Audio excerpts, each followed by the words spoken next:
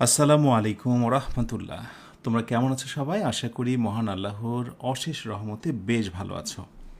আলহামদুলিল্লাহ, আমরা আরও একটি চ্যালেঞ্জ নিয়ে হাজির হয়েছি। আজ এটি হচ্ছে চ্যালেঞ্জ কত বলো তো? 17। মনে আছে তো? অবশ্যই মনে থাকতে হবে এবং ক্লাস শেষে অবশ্যই মিশনের কথাও লিখতে হবে। ওকে, সো আমাকে একটু জানাও তো আজকে প্রথম থেকে শুরু করে আজ পর্যন্ত পার্সোনাল প্রোফাইলে লিখে যাচ্ছ কারা কারা। মিশন 1, মিশন 2 এভাবে চলছে, একটু আমাকে জানাও দেখি। সো আজকে হচ্ছে ডে 17। আমরা দুটি লেকচার নিয়ে কথা বলবো।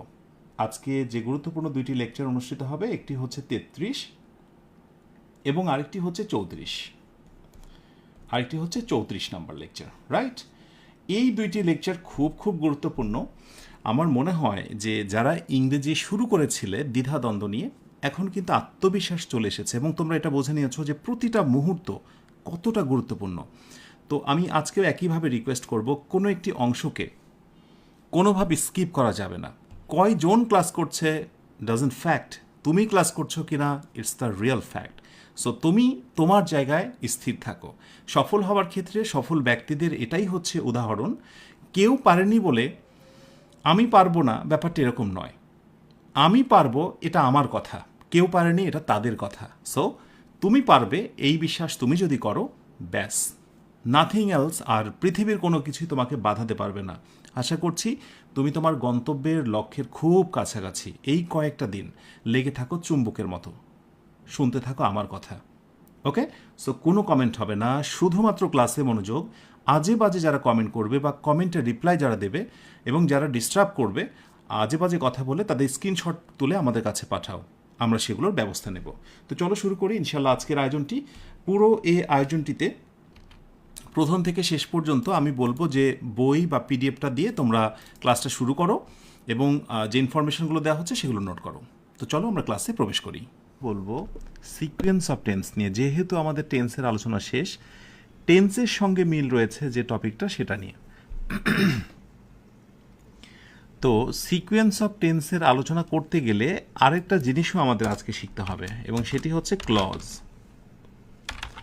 তো ক্লজ মানে ক্লজের আলোচনাটা পুরোটা থাকবে না, আমরা আজকে সিকোয়েন্স অফ টেন্স শেখার জন্য ক্লজটা ততটুকু নিয়ে কথা বলবো, কেমন? সো একটু মনোযোগী হও ক্লাসে। আলোচনার শুরুতেই ছোট্ট একটা আমি টেস্ট দিয়ে দিই, একটা ছোট টেস্ট, এবং নিজেরা ট্রাই করো যে he says that, filling in the gap, and then আমি অপশান হিসেবে বললাম what will be the right answer, he is coming.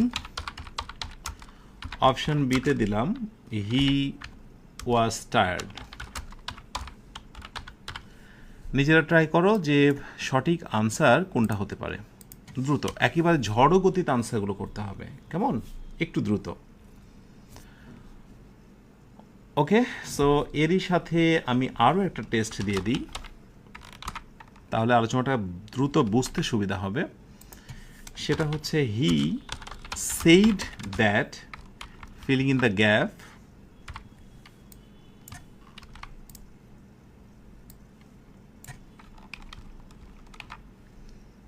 আচ্ছা, ফিলিং ইন দ্য গ্যাপটা দুই রকম লাগছে, দ্যাটস ওয়াই একই রকম করি।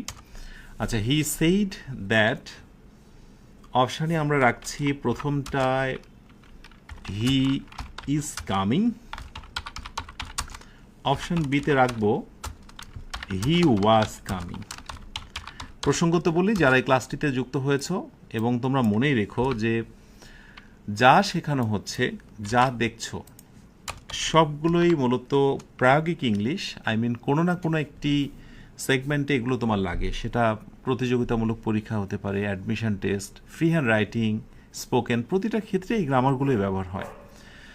তাহলে হি সেইজ দ্যাট, একটা বিষয় লক্ষ্য করো, রাইট আনসারটা ফার্স্টে আমি বলে দিই, হি ইজ কামিং, এটাও রাইট উত্তর, এবং প্রক্ষান্তরে হি ওয়াজ টায়ার্ড, সে ক্লান্ত ছিল, এটাও হচ্ছে রাইট। হি সেইজ দ্যাট, সে বলে যে সে আসছে অথবা সে ক্লান্ত ছিল। ওকে, তো কি এমন রিজন যে এখানে দুইটা আনসারই রাইট হলো? আবার নিচের বাক্যটা খেয়াল করো, হি সেইড দ্যাট, এখানে অনলি একটা আনসার রাইট রয়েছে এবং সেটা হচ্ছে হি ওয়াজ কামিং। এখানে বা কি এমন রিজন বা কারণ রয়েছে যে শুধুমাত্র বি নাম্বারটা রাইট হলো?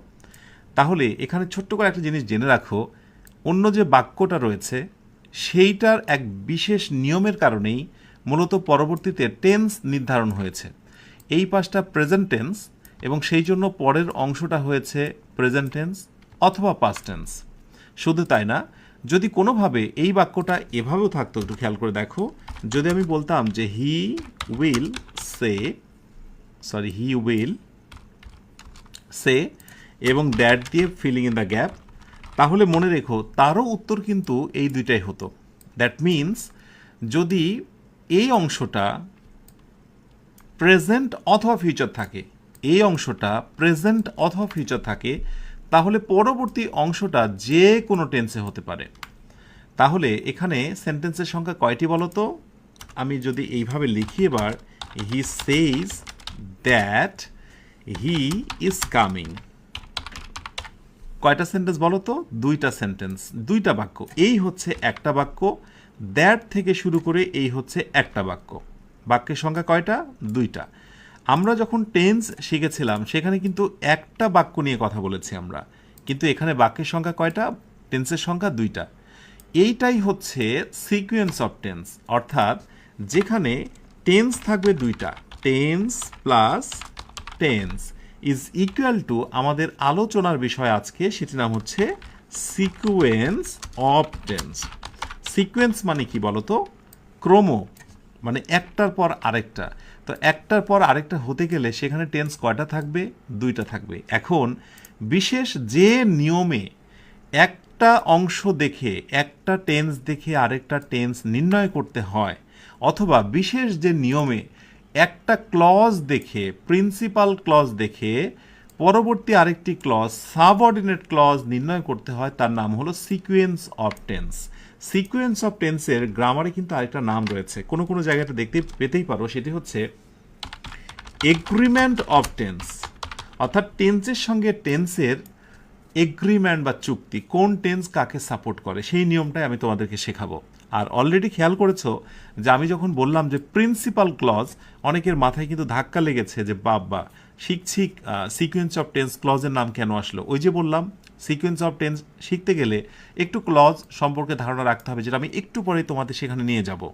তাহলে এই অংশটুকুর নাম হচ্ছে প্রিন্সিপাল ক্লজ, মানে প্রধান বাক্য। আর দ্যাট হি ইজ কামিং, এটার নাম হলো সাবঅর্ডিনেট ক্লজ বা প্রধানের অধীনে থাকা একটি বাক্য। প্রিন্সিপাল ক্লজ বা প্রধান বাক্যর একটা নিয়ম মেনে পরবর্তী সাবঅর্ডিনেট ক্লজ যে ভার্বের টেন্সটা হয়, এটার নামই হলো সিকোয়েন্স অফ টেন্স।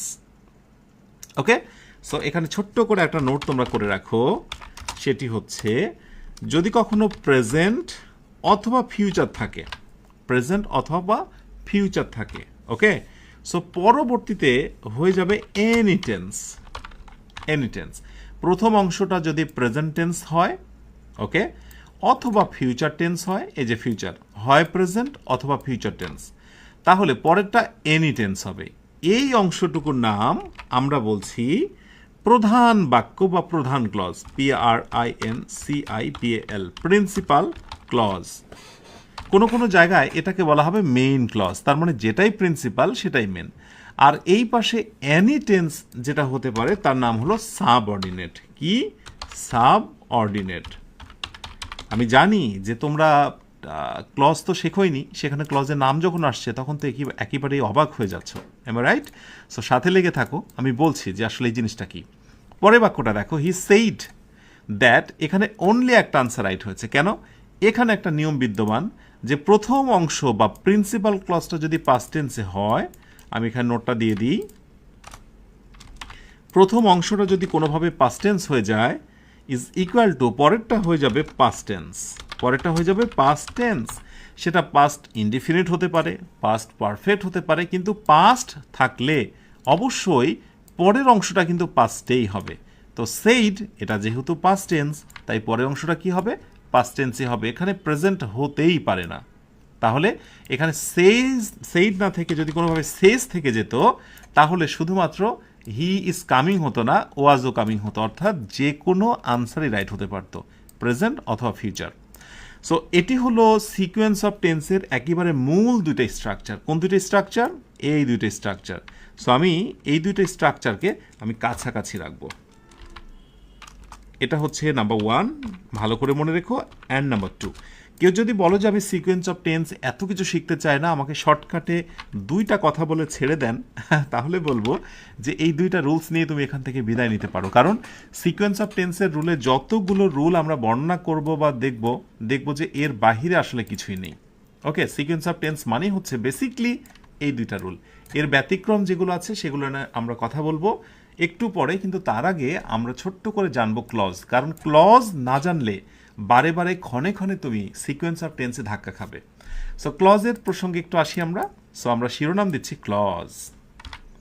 তবে বলে দিই, এটি ক্লজের পূর্ণাঙ্গ ক্লাস নয়, কারণ ক্লজ নিয়ে আমি বিস্তারিত ক্লাস নেব, যেটার জন্য হয়তো বা 2-3 দিনও লেগে যেতে পারে। সেইটা যখন আমি নেব সেখানে বুঝবে। এখন শুধু ক্লজ নিয়ে একটু কথা বলি। ক্লজ মানে হচ্ছে, প্রথমত মনে রাখবে, ওয়ার্ড প্লাস হচ্ছে ওয়ার্ড, যেটাকে আমরা বলি শব্দের সমাহার। মানে অনেকগুলো শব্দ থাকবে এবং এই শব্দগুলোর মধ্যে একটা সাবজেক্ট থাকবে এবং একটা ভার্ব থাকবে। সেটা আবার যেন তেন ভার্ব নয়, সেটা হচ্ছে finite verb. Finite, NITE, finite verb. আমি যখন তোমাদের ভার্বের লেসন শিখিয়েছিলাম সেখানে বলেছিলাম যে ফাইনাইট ভার্ব কোনগুলো, যে ভার্বের প্রেজেন্ট, পাস্ট এবং পাস্ট পার্টিসিপল হয়। ওকে, যেগুলো টেন্স অনুযায়ী পরিবর্তন হয়। ওকে, সো ক্লজটাকে একটু বড় করি। আলোচনার বিষয় ওয়ার্ড এবং ওয়ার্ড, যার ভিতরে সাবজেক্ট এবং ভার্ব থাকবে এবং এর ভিতরে ফাইনাইট ভার্ব থাকবে। ছোট্ট করে আমি একটা এক্সাম্পল দিই। যেমন আমি যদি বলি যে হি গোজ দেয়ার, হি গোজ দেয়ার, একটু খেয়াল করো, এখানে সাবজেক্ট আছে এবং একটা ভার্ব আছে। অতএব এই অংশটাকে আমরা একটা ক্লজ বলতে পারি। কি বলতে পারি? ক্লজ বলতে পারি। পারি তো? কিন্তু যদি আমি এইভাবে বাক্যটা বলতাম গোয়িং দেয়ার, সেখানে যে, ধরো বলতাম গোয়িং দেয়ার, এবার লক্ষ্য করে দেখো এখানে সাবজেক্ট নেই এবং যে ভার্বটা আছে সেটা কোনো ফাইনাইট ভার্ব নয়। গোয়িং, এটা তো ভার্বের পাস্ট পার্টিসিপল ফর্ম নেই, এটা হচ্ছে পার্টিসিপল অন্য কিছু। সুতরাং এইটাকে আমরা ক্লজ বলবো না, এটা না হচ্ছে ফ্রেজ। আমি ছোট্ট করে একটু মনে করে দিলাম, কারণ অনেক সময় ফ্রেজ এবং ক্লজটা অনেকে গুলিয়ে ফেলো, সেই জন্য অ্যাট এ গ্ল্যান্স আমি দেখিয়ে দিলাম। তাহলে ES দেখে তুমি বুঝতে পারছো টেন্স নির্ণয় করা যাচ্ছে, এটি প্রেজেন্ট টেন্স। ভার্ব দেখে যদি টেন্স নির্ণয় করা যায়, সেই ভার্বটার নাম হচ্ছে ফাইনাইট ভার্ব। আর যদি কোথাও সাবজেক্ট এবং ফাইনাইট ভার্ব থাকে, তাহলে এই লম্বা অংশটুকুর নাম হচ্ছে ক্লজ। আর যদি কোনো সাবজেক্ট না থাকে এবং ভার্বের অস্তিত্ব হারিয়ে যায়, দেখো গোয়িং দেখে কি বুঝতে পারছো এটা কোন টেন্স? নো। সো এইটার নাম কিন্তু ভার্ব নয়, এটার নাম কি বলো তো? এটার নাম হচ্ছে পার্টিসিপল। আমি পরে দেখাবো তোমাদের, এগুলোর নাম হচ্ছে নন ফাইনাইট ভার্ব।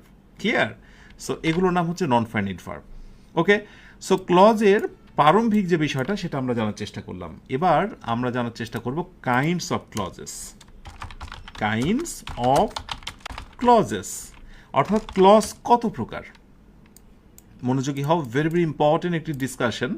ক্লজ আসলে কত প্রকার? ক্লজের প্রকার আলোচনা করার পূর্বে আমি একটা ছোট্ট এক্সাম্পল দিই তোমাদের। যেমন আমি ধরো বললাম যে হি said that he was tired, TIRED, tired। যে বাক্যটি আমি দিয়েছিলাম, নজর রেখো, he said that he was tired। আমি যদি এখান থেকে শুরু করে সবটুকুতে আন্ডারলাইন করি অথবা তোমাকে জিজ্ঞাসা করি যে বলো তো এটার নাম কি, কেউ কি বলতে পারবে? এইটা একটা অংশ, এইটা একটা অংশ, এইখানে কয়টা অংশ বলো তো? দুইটা অংশ। একটা লম্বা যখন বাক্য হয় এবং তার যখন দুইটা অংশ হয়ে যায়, তখন প্রথম যে অংশটা থাকে যার ভিতরে কোনো চিহ্ন থাকে না, মনে রেখো কিছু চিহ্ন থাকবে না, টিল, আনটিল, দো, অলদো, ইভ, এইসব ছোট ছোট কিছু বৈশিষ্ট্য থাকবে না, যেগুলোকে বলা হয় ক্লজ মার্কার। কি বলা হয়? Clause marker. অর্থাৎ যে বাক্যের মাঝে কোনো ক্লজ মার্কার থাকবে না সেটার নাম হচ্ছে প্রিন্সিপাল বা মেইন ক্লজ।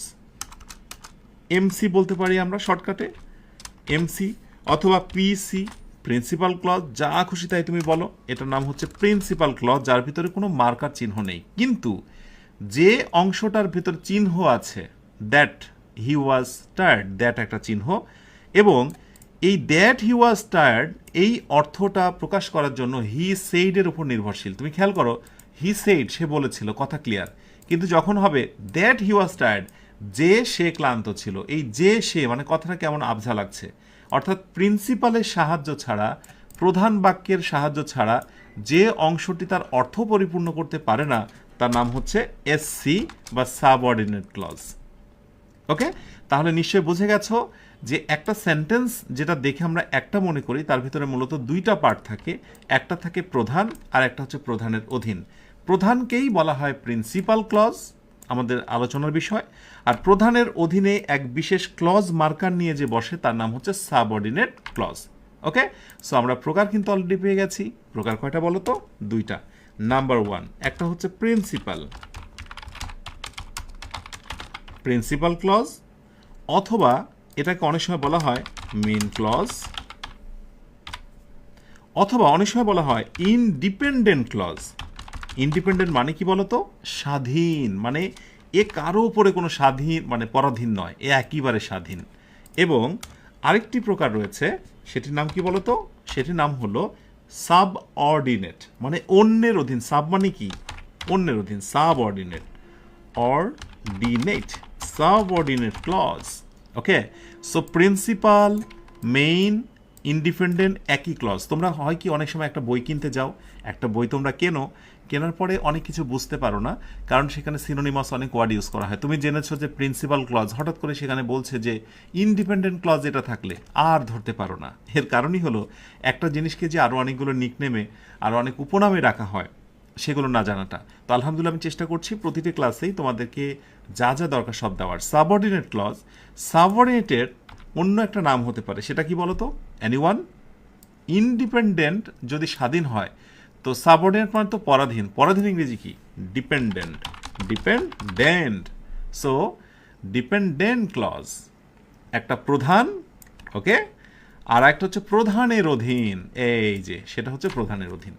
তাহলে লম্বা যখনই তোমরা কোনো একটা বাক্য দেখবে এখন থেকে ধরেই নেবে যে সেইখানে দুইটা পার্ট আছে। ভালো করে মনে রেখো, কয়টা পার্ট বলো তো? দুইটা পার্ট।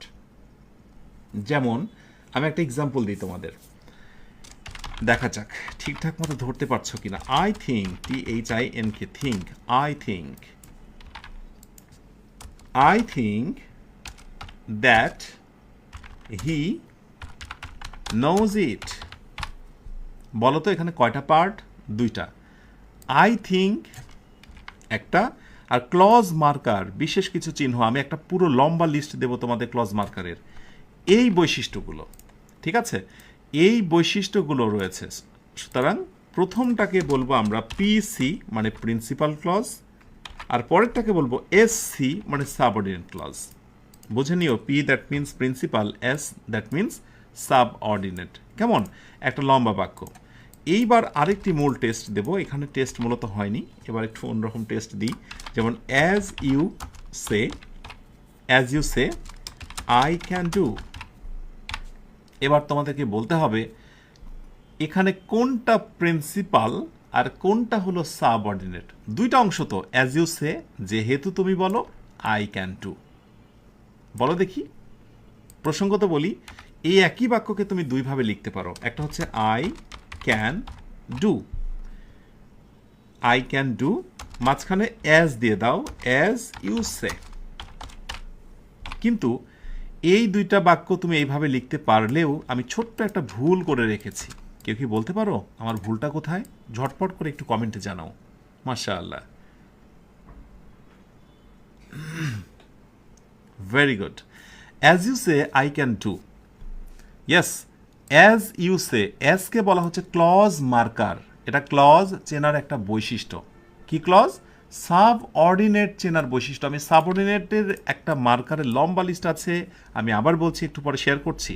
সো অ্যাজ ইউ সে এইটুকুর নাম হচ্ছে সাবঅর্ডিনেট, আই ক্যান ডু এটার নাম হচ্ছে প্রিন্সিপাল। তার মানে সর্বদাই যে প্রিন্সিপালি শুরুতে বসবে এর কোনো মানে নেই। প্রিন্সিপাল ক্লজ বা প্রিন্সিপাল বাক্য শেষেও বসতে পারে। ওকে, পার্থক্য হচ্ছে কি, যদি প্রিন্সিপাল ক্লজটা আগে বসে তাহলে সাবঅর্ডিনেটের ক্লজ মার্কার দিয়ে পরের বাক্যটা বসবে, কোনো কমা ব্যবহার করতে হবে না। কিন্তু যদি সাবঅর্ডিনেটের কোনো মার্কার শুরুতে বসে বাক্যটা বসে, এরপরে তোমাকে কমা বসাতেই হবে। এটাই ভুল, আমার এটাই প্রশ্ন ছিল যে ভুলটা কোথায়। সো অ্যাজ ইউ সে একটি কমা দিতে হবে আর তারপরে আই ক্যান ডু। কিন্তু যদি প্রিন্সিপাল ক্লজটাকে আগে নিয়ে চলে আসো এইটার মতো করে, আর ক্লজ মার্কারটা যদি পরে দিয়ে দ্বিতীয় বাক্যটা লেখো, তাহলে আর কিন্তু কোনো কি দিতে হবে না বলো তো, আর কোনো কমা চিহ্ন ব্যবহার করতে হবে না। এই কথাটা খুবই সাধারণ, কিন্তু প্রতিযোগিতামূলক পরীক্ষাতে ছোট্ট এই প্রশ্নটাই অনেক সময় প্যারা দেয়। যেমন এই প্রশ্নটাই যদি বলি যে if you say I will do, এ একটা বাক্য, এবং আরেকটি বাক্যতে বলা হলো যে I will do if you say, if you say. তাহলে বলো তো এখানে কোন বাক্যটি সঠিক আর কোনটা হচ্ছে ভুল? বলা হলো choose the correct answer, choose the correct answer, অর্থাৎ সঠিক আনসারটি খুঁজে বের করো। এই জায়গাটায় তেমন কোনো বৃহৎ ভুল নেই, শুধু কমা সেমিকোলনেরই একটি ভুল। যেমন ইফ, এটি হচ্ছে একটা ক্লজ মার্কার, একটা চিহ্ন, সাবঅর্ডিনেটের মার্কার। অনেকে তো বিরক্ত হচ্ছে, স্যার সাবঅর্ডিনেটের মার্কারটাই দেন তো, কতগুলো চিহ্ন আছে একটু দেখি, আমি দেখাবো। সো চিহ্ন যখনই শুরুতে বসবে, ওকে, এরপরে অবশ্যই তোমাকে একটি কমা দিতে হতো, আমি কমা দিইনি, অতএব এই বাক্যটা হচ্ছে রং। আর আমি যদি মাঝখানে ব্যবহার করি I will do if you say, মাঝখানে ব্যবহার করলে আমার কোনো কমা সেমিকলন রাখবে না, সেই দিক থেকে it's right answer. Clear? So ছোট ছোট এই জিনিসগুলো তোমাকে জানতে হবে, and this is called basic. অনেকে প্রশ্ন করে বেসিক আবার কি? এগুলোই বেসিক বাবা, এগুলোই তোমাকে বড় প্যারা দেয়। তাহলে আমরা রয়েছি যে একটা লম্বা বাক্যের ভিতরে দুইটা পার্ট থাকে, একটার নাম হচ্ছে প্রিন্সিপাল এবং আরেকটির নাম হলো subordinate. Principal clause, subordinate clause আগে পরে বসতেই পারে, শুধু পার্থক্য হচ্ছে প্রিন্সিপাল ক্লজ আগে বসলে সাবঅর্ডিনেট ক্লজ সোজাসুজি বসে যায়, কোনো কমা বসে না। আর সাবঅর্ডিনেট ক্লজটা যদি শুরুতে বসে তাহলে প্রিন্সিপাল ক্লজের মাঝখানে একটা কি বসে, কমা বসে, বসাতেই হবে, না বসালে এটি হচ্ছে ভুল। ক্লিয়ার? আচ্ছা, এখন আমি যদি সাবঅর্ডিনেট ক্লজের একটা লম্বা বৈশিষ্ট্য দিয়ে দিই এবং তোমাদেরকে বলি যে এগুলো ক্লাসটা শেষ করে মুখস্থ করে ফেলবে। যারা পেইড ব্যাচে আছো আমি তো তাদেরকে চমৎকারভাবে দিয়ে দেব। দেখো আমি দিয়েই দিয়েছি list of subordinate clause marker. Clause তো দুইটা মূলত, একটা হচ্ছে প্রিন্সিপাল, একটা সাবঅর্ডিনেট। এখন যদি কোনো বাক্যতে তুমি দেখো বিকজ, যদি দেখো সিন্স, যদি দেখো অ্যাজ, আমি অনেক বাক্য দিয়েছি এখানে, সবগুলো বিকজ দিয়ে। She left early because she was tired, সে তাড়াতাড়ি চলে গেল কারণ সে ক্লান্ত। দুইটা পার্ট, শি লেফট আর্লি এই একটা part, because she was tired এই হচ্ছে একটা পার্ট। এখন আমি যদি বলি যে বলো তো কোনটা সাবঅর্ডিনেট ক্লজ, তাহলে বলবে যে স্যার আপনি যেহেতু শিখিয়েছেন যে বিকজ থাকলে এই যে বিকজ আছে অতএব এটার নাম সাবঅর্ডিনেট, তাহলে বলো তো সাবঅর্ডিনেটটা বাদ দিলে কোন ক্লজ থাকে? যে স্যার অবশ্যই সেটা থাকে মেইন ক্লজ। খুবই সহজ, এই বৈশিষ্ট্যগুলো যে বাক্যের সাথে লাগানো থাকবে, যে বাক্যের সাথে লাগানো থাকবে, দেখো যে বাক্যের সাথে লাগানো আছে সেইগুলোকে আমরা বলছি সাবঅর্ডিনেট ক্লজ। শুধু আমি এখানে একটা চমৎকার জিনিস যুক্ত করেছি যে বিকজ, সিন্স, অ্যাজ কোন সব ক্ষেত্রে ব্যবহার হয়, এগুলো দ্বারা কজ অ্যান্ড ইফেক্ট, একটা কারণ প্রকাশ করা হয়। বুঝতে পেরেছ? যে সিন্স ইট ওয়াজ রেইনিং, যেহেতু বৃষ্টি হচ্ছিল, এটা একটা কারণ। এর ফলটা কি? উই স্টেড ইনডোর, আমরা ঘরের ভেতরেই থাকলাম, এটা একটা ফল। ঠিক আছে, কজ অ্যান্ড ইফেক্ট। তেমনি টাইম সংক্রান্ত যে তোমার ক্লজ মার্কার আছে সাবঅর্ডিনেটের, when, while, as soon as, ক্লাসটি শেষ করে মুখস্থ করবে, আফটার, এই বৈশিষ্ট্যগুলো যদি কোথাও দেখতে পাও রে বাবা, তাহলে আর কোনো কথা নেই, এগুলোর নাম কি বলবে? এগুলোর নাম বলবে সাবঅর্ডিনেট ক্লজ। আমি একবার করে সবাইকে দেখিয়ে দিই। হ্যাঁ, অলদো ক্লাসটি শেষ করলেই পিডিএফটা তোমরা পেয়ে যাবে, তোমরা যারা পেইড ব্যাচে রয়েছে। কেমন? পারপাস কোনগুলো? So that, in order that, comparison, than দ্বারা তুলনা করা হয়, as dot dot as, where, এই বৈশিষ্ট্যগুলোই তোমাকে বলে দেবে যে সেই সেন্টেন্সটা আসলে কী ধরনের sentence. As if, as though, who, home, right? So যদি ইংরেজি শিখতে চাও এবং আর কখনো ইংরেজি নিয়ে প্যারাই পড়তে না চাও, ক্লাসটি শেষ করলে এই শীটটায় যা রয়েছে তা পড়তে কখনোই ভুল করো না। এবার তোমাকে দেখায় যে এগুলো যদি না জানো, বারে বারে ক্ষণে ক্ষণে তুমি কিভাবে বাধাপ্রাপ্ত হবে। আচ্ছা, ধরা যাক এই বাক্যটা দিয়েই একটা টেস্ট আসলো। ওকে, একটু খেয়াল করো, আমি এই বাক্যটা দিয়ে তোমাকে একটি টেস্ট দিচ্ছি। Since it was raining we stayed indoor. এখন এই বাক্যটাকে উপরে রাখলাম, টেনে নিলাম, উই স্টেইড ইনডোর, আন্ডারলাইন করলাম এবং অপশান হিসেবে বললাম যে বলো তো বাছাধন, আন্ডারলাইন করা এই অংশটুকুর নাম কি? Option A, principal clause.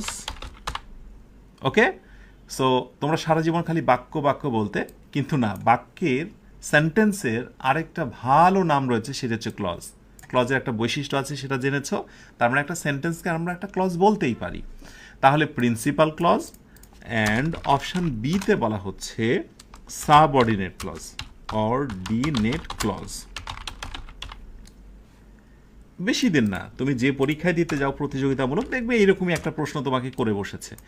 আবার ধরো আরেকটি প্রশ্ন তোমাকে করলো, জাস্ট শুধুমাত্র কি করলো জানো? শুধুমাত্র, আচ্ছা আমি এইটা রেড কেন করেছি, আমি আর এটা ব্ল্যাক করা উচিত, কেমন? এইবার আন্ডারলাইনের জায়গাটা চেঞ্জ করে বলে দিল যে বাছাধন, এইবার আন্ডারলাইন করলাম হচ্ছে এই জায়গাটায়। বলো দেখি what will be the right answer. ঝটপট করে আত্মবিশ্বাস নিয়ে আনসারটা দাও। ওকে, সো যেহেতু এই বৈশিষ্ট্য জায়গাতে আন্ডারলাইন করা হয়নি, অন্য বাক্যটাই করা হয়েছে। অন্যটা মানেই প্রিন্সিপাল, অন্যটা মানেই হচ্ছে প্রধান, অন্যটা মানেই প্রধান। ওকে, আর এই বৈশিষ্ট্য আমি তো মুখস্থ করেছি, আমি জানি এগুলো সাবঅর্ডিনেট ক্লজ মার্কার, এই চিহ্ন আছে, অতএব বাবা তোমার নাম হলো সাবঅর্ডিনেট ক্লজ। ক্লিয়ার? এই একটা আত্মবিশ্বাস। এখন তোমরা মোটামুটি ক্লজের কিন্তু একটা বেসিক জিনিস তোমরা জেনে গেছো, যেই হচ্ছে ক্লজ। এখন আমরা আজকের যে জিনিসটা শিখছি, সিকোয়েন্স অফ টেন্স, এই প্রিন্সিপাল ক্লজের উপর নির্ভর করেই সাবঅর্ডিনেট ক্লজ হবে, বা হয় ইংরেজি গ্রামারে প্রিন্সিপাল ক্লজের কারণেই সাবঅর্ডিনেট ক্লজের যে টেন্সের পরিবর্তনটা আজকে আমরা শিখছি বা শিখব, বা যে নিয়ম ইংরেজিতে রয়েছে, তারই নামই হলো সিকোয়েন্স অফ টেন্স। কি মনে থাকবে? তার নাম হলো সিকোয়েন্স অফ টেন্স। ওকে, ব্যাস এই হচ্ছে ব্যাপার। এখন তোমাদের আরেকটা স্পেশাল নোট দিয়ে দিই, যেহেতু তোমরা ক্লজ দেখছো, দ্যাট মিনস আমার মনে হয় যে ক্লজের আরেকটা যে অ্যাডিশনাল একটা প্রকার আছে, সেটা তোমাদের বলা দরকার। সেটি হলো, যদি তোমরা কখনো কোঅর্ডিনেট কনজাংশন, পার্টস অফ স্পিচের একটা প্রকার, যদি এটা শেষের অংশ, কিন্তু আগে তোমাকে জানতে হবে ইংরেজিতে কিছু কোঅর্ডিনেট কনজাংশন রয়েছে। কোঅর্ডিনেট, কো মানে কি? সমঝোতা করা, হ্যাঁ, দুইটাকে একসাথে করা। এই দুইটাকে একসাথে করার জন্য ইংরেজিতে কিছু কোঅর্ডিনেট কনজাংশন রয়েছে। যেমন ধরো আমি বলবো হচ্ছে, সেগুলোকে মজা করে ইংরেজিতে অ্যাক্রোনিমে ডাকা হয় ফ্যান্স বয়েজ। একটু মনে রেখো, ফ্যান্স বয়েজ। এখন এগুলো মনে রাখার জন্য এফ এ হচ্ছে ফর, এতে হচ্ছে অ্যান্ড, এন এ হচ্ছে নর, এস এ সো, বি এ বাট, মনে রাখা কঠিন, এই জন্য দিলাম way, O for or, Y হচ্ছে ইয়েট, ফ্যান্স বয়, আর এটা লাগবে না। হ্যাঁ, 1 2 3 4 5 6 7, হ্যাঁ এই 7টা। এই হচ্ছে ফ্যান্স বয়, আদর করে বলা হয়। এই শব্দগুলোর নাম হচ্ছে কোঅর্ডিনেট কনজাংশন। Coordinate conjunction. যদি এমন তোমরা কোনো বাক্য দেখো না, যেমন he is poor but he is honest. যদিও তোমরা এই বাক্যটা এভাবে দেখো না, তোমরা দেখো যে he is poor but honest. আসলে এই দুইটা বাক্যের মধ্যে পার্থক্য নেই, একই কথা আমরা এটা বলি। তার কারণ হচ্ছে এই যে মাঝখানে যদি তোমরা কখনো এইসব কোঅর্ডিনেট কনজাংশনের কোনো একটা দেখতে পাও, কি পেয়েছ? বাট। যদি তোমরা এরকম কোঅর্ডিনেট কনজাংশনে কোনো একটা দেখতে পাও, তাহলে ইংরেজিতে একটা নিয়ম আছে। সেই নিয়মটা হলো, এই বৈশিষ্ট্যগুলো যদি কোনো বাক্যতে থাকে, তাহলে আগে এবং পরে যদি সমজাতীয় সাবজেক্ট ভার্ব হয়, তাহলে দ্বিতীয় সাবজেক্ট ভার্ব দিতে হয় না, শুধু প্রথমটা থাকে। এই জন্য he is poor but he is এটুকু অমিটেড, অনেস্টটা দিতে হয়। তাহলে কোঅর্ডিনেট এই কনজাংশনগুলো মনে রাখা জরুরি। যদি কোঅর্ডিনেট কনজাংশন কোথাও দেখতে পাও এবং এগুলো দিয়ে যে বাক্য গঠিত হয়, কোঅর্ডিনেট কনজাংশন যোগে যে সেন্টেন্স গঠিত হয়, আমি আরেকটা নোট দিচ্ছি, তার নামই হচ্ছে কোঅর্ডিনেট ক্লজ। কোঅর্ডিনেট ক্লজ তার মানে কোঅর্ডিনেট কনজাংশন মুখস্থ করা মানে সেটি হচ্ছে কোঅর্ডিনেট ক্লজ। এখন কোঅর্ডিনেট ক্লজে অনেক সময় প্রশ্ন করা হয়, প্রশ্নটা একটু ভালো করে দেখো কি ধরনের প্রশ্ন করা হয়। যেমন প্রশ্ন করা হচ্ছে, হি spent some days with me and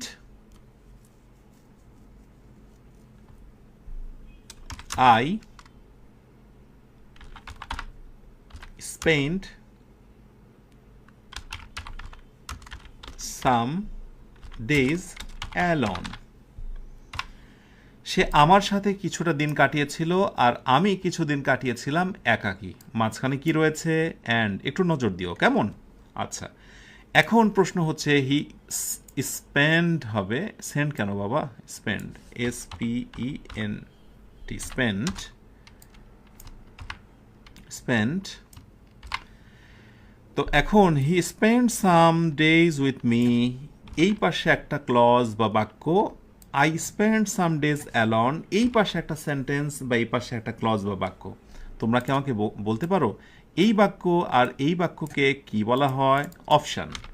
option হিসেবে সেটা কি প্রিন্সিপাল ক্লজ? অপশান বি, এটা কি subordinate clause? And option C, principal clause, subordinate clause, এবং আরেকটি হচ্ছে এই মুহূর্তে শিখলাম কোঅর্ডিনেট ক্লজ, অর্ডিনেট ক্লজ। ঝড়ো গতিতে রাইট আনসারটা দিয়ে দাও। I am just waiting for your feedback. যারা কোনোভাবেই, তোমাদেরকে রিকোয়েস্ট থাকবে, যারা 50 বেসিক ক্লাসের আয়োজনে ধুম করেই ক্লাস করছো, মানে এলোমেলোভাবে, তারা বুঝবে না। তোমার লক্ষ্য হচ্ছে প্রথম থেকে শুরু করে একটি একটি করে ক্লাস করা, কারণ প্রতিটা ক্লাসের সঙ্গে কিন্তু আরেকটা ক্লাসের সম্পৃক্ততা রয়েছে। সো তোমাকে এটা জানতে হবে। আমি জানি তোমরা গণহারে ভুল করবে, সো আমি টাইম ওয়েস্ট করবো না। তোমরা দেখেছো যে he spend some days with me, I spend some days alone. মাঝখানে যেহেতু অ্যান্ড আছে, অতএব তোমরা এটাকে যে কোঅর্ডিনেট ক্লজ বলবে, আমি এটাই ধরে নিয়েছিলাম। বাট এটাই হচ্ছে ভুল। ভুলটা কি? আমি আন্ডারলাইন করেছি, দেখো এই অংশটুকু আর এই অংশটুকু, মাঝখানের এই অংশটুকু আমি বাকি রেখেছি। সো ওইটা ব্যাপার না। এই বাক্যটাকে যদি আমি আলাদা করি, খেয়াল করো, বাক্যটা তার পরিপূর্ণ অর্থ দিতে সক্ষম। এই বাক্যটাকে যদি আমি ওইখান থেকে আলাদা করি, তাহলে এই বাক্যটা পরিপূর্ণ অর্থ দিতে সক্ষম। তাহলে যে বাক্যটা পরিপূর্ণ অর্থ দিতে সক্ষম তাকে আমরা কি বলবো? ইয়েস, তাকে বলবো আমরা প্রিন্সিপাল ক্লজ, মানে প্রধান বাক্য।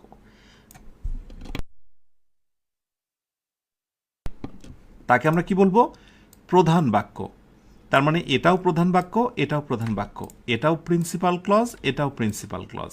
সুতরাং একটা ছোট্ট শর্টকাট মনে রেখো, PC, that means principal clause, plus মাঝখানে কোঅর্ডিনেট কনজাংশন, মানে আমি লিখবো সিও, কোঅর্ডিনেট কনজাংশন, সিসি। হ্যাঁ, রাইট, সিসি মানে কোঅর্ডিনেট কনজাংশন, বা ওই যে এইগুলো ফ্যান্স বয়। তারপরে আর একটা পিসি, মানে সবার শেষে পিসি বা কি বলতো, প্রিন্সিপাল ক্লজ। তো যদি সামনে প্রিন্সিপাল ক্লজ, পেছনে প্রিন্সিপাল ক্লজ, আর মাঝখানে অ্যান্ড বাট অর এই কোঅর্ডিনেট কনজাংশন থাকে, তাহলে এই সবটুকুর নাম হচ্ছে কোঅর্ডিনেট ক্লজ। কবে বুঝবে তুমি? আন্ডারলাইন ঠিক যেখানে, মূল ফোকাস থাকবে সেখানে। যে কোনো প্রতিযোগিতামূলক পরীক্ষায় এই কোশ্চেনটাই আমি একটু ঘুরিয়ে দিচ্ছি, খেয়াল করো। জাস্ট এই বাক্যটাই দিলাম, কিন্তু আমি আন্ডারলাইনটা এখান থেকে শুরু করে সবটুকু দিয়ে বলবো যে এটা কি। প্রশ্ন এরকম করা হয়, ইটস এ বা অ্যান এরকম কিছু একটা বলা হয়, যে ইটস আ কি, এই অংশটুকুর নাম কি তাহলে বলো? ইয়েস, এইটুকুর নাম ইটস আ কোঅর্ডিনেট ক্লজ। এই ছোট্ট বিষয়গুলো না জানার কারণেই তোমরা আনসার ভুল করো, পরীক্ষার হল থেকে বের হয়ে এসে বলো ইস এটা বুঝিনি, অথবা কি বললেন বুঝি নাই। This is called basic. So তোমাকে বেসিকগুলো জানতে হবে। মোটামুটি আমরা ক্লজের কিন্তু একটা বেসিক জিনিস জেনে ফেলেছি, ঠিক আছে? ক্লজের কি জেনেছি? একটা বেসিক জিনিস। সো এখানে আমার মনে হয় আরেকটা বিষয় তোমাদের সঙ্গে শেয়ার করা দরকার, দেখি। ওকে, সো আমি একটি বাক্য দিচ্ছি তোমাদেরকে, যে হি লাইকস রানিং, সে দৌড়াতে পছন্দ করে, then THN then I. Okay, so আমার প্রশ্ন হলো যে হি লাইকস রানিং, এইটাকে বলছি আমরা প্রিন্সিপাল। দেন আই, এইটুকু কি সাবঅর্ডিনেট হতে পারে? আমার প্রশ্ন। হি লাইকস রানিং, সে দৌড়াতে পছন্দ করে, দেন আই, আমার তুলনায়। এই দেন আই এইটুকুর নাম কি প্রশ্ন করা হচ্ছে। অপশন এ, এটি কি phrase, PHRAC phrase. Option B, it's a clause, CLAUSE clause. ঝটপট করে এই আনসারটি জানাও, এবং সাথে এটিও তোমাদের বলে দিই, আলোচনা শুরুতে আমি তোমাদের ক্লজের শুরুতে আমি একটা জিনিস বলেছিলাম, যে ক্লজ হতে গেলে সেখানে অবশ্যই একটি ভার্ব থাকতে হবে। এই লাল যে অংশটি রয়েছে, এই অংশটুকু কি ফ্রেজ নাকি ক্লজ? আমি জানি গণহারে হয়তোবা তোমরা এটাকে ফ্রেজ বলবে, আর এখানেই বড় সমস্যা। কারণ সাদা চোখে যেটা দেখা যায়, ইংরেজির রহস্য বলে একটা জিনিস রয়েছে। আসলে দেন আই বলতে এর ভিতরে একটা জিনিস লুকানো আছে। হি লাইকস রানিং, সে দৌড়াতে পছন্দ করে, দেন আই লাইক রানিং। অর্থাৎ আমি যে পরিমাণে দৌড়াতে পছন্দ করি তার চেয়ে সে দৌড়াতে বেশি পছন্দ করে। এই লাইক রানিং কথাটা এখানে লুকানো আছে। কারণ যদি লুকানোই না হয় তাহলে এটা কিছুই হতে পারে না, কারণ তুমি এটাকে ফ্রেজ কি করে বলবে? দেন হলো ক্লজ মার্কার, চিহ্ন, ওটা তুমি বাদ দাও। যদি তুমি বাদ দিয়ে দাও এটা একটা জিনিস, তাহলে থাকলো শুধু আই। একটা শব্দ কি কখনো ফ্রেজ হতে পারে? না রে বাবা, তুমি এটাকে ফ্রেজ বলতেই পারো না। এখন এটা বিশেষ কায়দা কৌশলে ক্লজ হয়ে আছে, এবং কিছু অংশ কি হয়ে আছে? উজ্জ্ব হয়ে আছে বা লুকিয়ে আছে।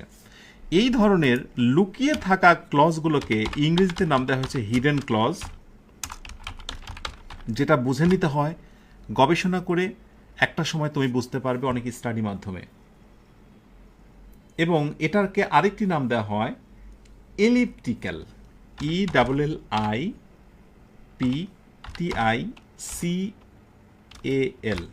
সো এলিপ্টিক্যাল অর্থাৎ উজ্জ্ব, দুইটার অর্থ একই, মূলত গোপন, লুকোনো বা উজ্জ্ব। এই ধরনের ক্লজগুলো মাঝে মাঝে দু একটা দেখা যায়। ওকে, সো যারা ক্লজ বুঝে শুনে আনসার দিয়েছ একটু হাত তোলো দেখি ঝটপট করে। মাশাআল্লাহ, অনেকে রাইট আনসার দিয়েছ। তাহলে আমরা কিন্তু ক্লজ মোটামুটি বুঝে গেছি। এখন আমাদের যেটি কাজ সেটি হলো একেবারে আমরা আমাদের মূল আলোচনা যেটি চলছে সেটি হলো কি বলতো, সিকোয়েন্স অফ টেন্স। আমরা একেবারে সিকোয়েন্স অফ টেন্সে যাব। সিকোয়েন্স অফ টেন্সে যাব, দেখা যাক। সিকোয়েন্স অফ টেন্স আশা করি আর তোমরা ভুল করবে না। সিকোয়েন্স অফ টেন্স, এবং আমি সিকোয়েন্স অফ টেন্সের বেলায় এখন যখন ক্লজের কথা বলবো শুনে চমকে উঠবে না, কেমন? ক্লজ মানে হচ্ছে দুইটা বাক্য, ক্লজ মানে হলো দুইটা বাক্য। আলোচনা চলছে সিকোয়েন্স অফ টেন্স। এবার মনোযোগী হও। সিকোয়েন্স অফ টেন্সের ক্ষেত্রে আমি যদি একটি কথা বলি যে he said that, he said that, he filling in the gap, TIRED, tired. Option A is, option B was, option C had been, option D WOULD, would be। একটু জানাও দেখি এইবার রাইট আনসার কোনটা দেবে। বলে দিই, এই লম্বা যে দুটি মানে বাক্যাংশ দেখছো তার দুটি পার্ট, একটি হচ্ছে প্রিন্সিপাল ক্লজ এবং আরেকটি হচ্ছে subordinate clause. Principal clause দেখে বিশেষ নিয়ম অনুসরণ করে সাবঅর্ডিনেট ক্লজের ভার্বের যে পরিবর্তন হয় তার নামই হলো সিকোয়েন্স অফ টেন্স। লক্ষ্য করে দেখো, এই পাশে এটি হচ্ছে পাস্ট টেন্স, তাই পরেরটি কী হবে বলো তো? পাস্ট টেন্স হবে। যেইটাই হোক পাস্ট টেন্স হবে, কিন্তু কোনোভাবে প্রেজেন্ট হবে না। তার মানে আমি নিশ্চিত হি ইজ টায়ার্ড, ইজ কোনোভাবেই হবে না, হবে না, হবে না। So he was tired, right answer. He had been tired, সে ক্লান্ত হয়েছিল, পাস্ট পারফেক্ট। পাস্টই তো, পাস্টের যত রকম আছে সেটা পাস্ট ইনডিফিনিট হতে পারে, পাস্ট কন্টিনিউয়াস হতে পারে, প্রয়োজন বোধে পাস্ট পারফেক্ট হতে পারে, কিন্তু হবে। আবার উইল থেকে উড, যেটাকে ফিউচার ইন দ্য পাস্ট বলা হয়, হি উড বি টায়ার্ড, সে বলেছিল সে ক্লান্ত হতে পারে, সো উড বি টায়ার্ড। তার মানে এখানে সবগুলো আনসার রাইট, শুধুমাত্র ইজ ব্যতীত।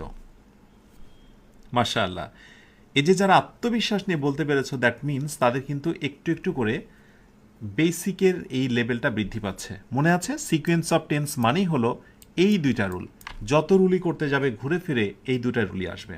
কিন্তু কিছু ক্ষেত্রে কিছু ব্যতিক্রম তো রয়েছেই, যেমন আমি এক্সেপশনটা একটু দিয়ে দিই, একটু মনে রেখো তোমরা, এই ব্যতিক্রমটাও অনেক সময় আসতে দেখা যায়। ওকে, সো এখানে আমরা যে ব্যতিক্রমটা দেব,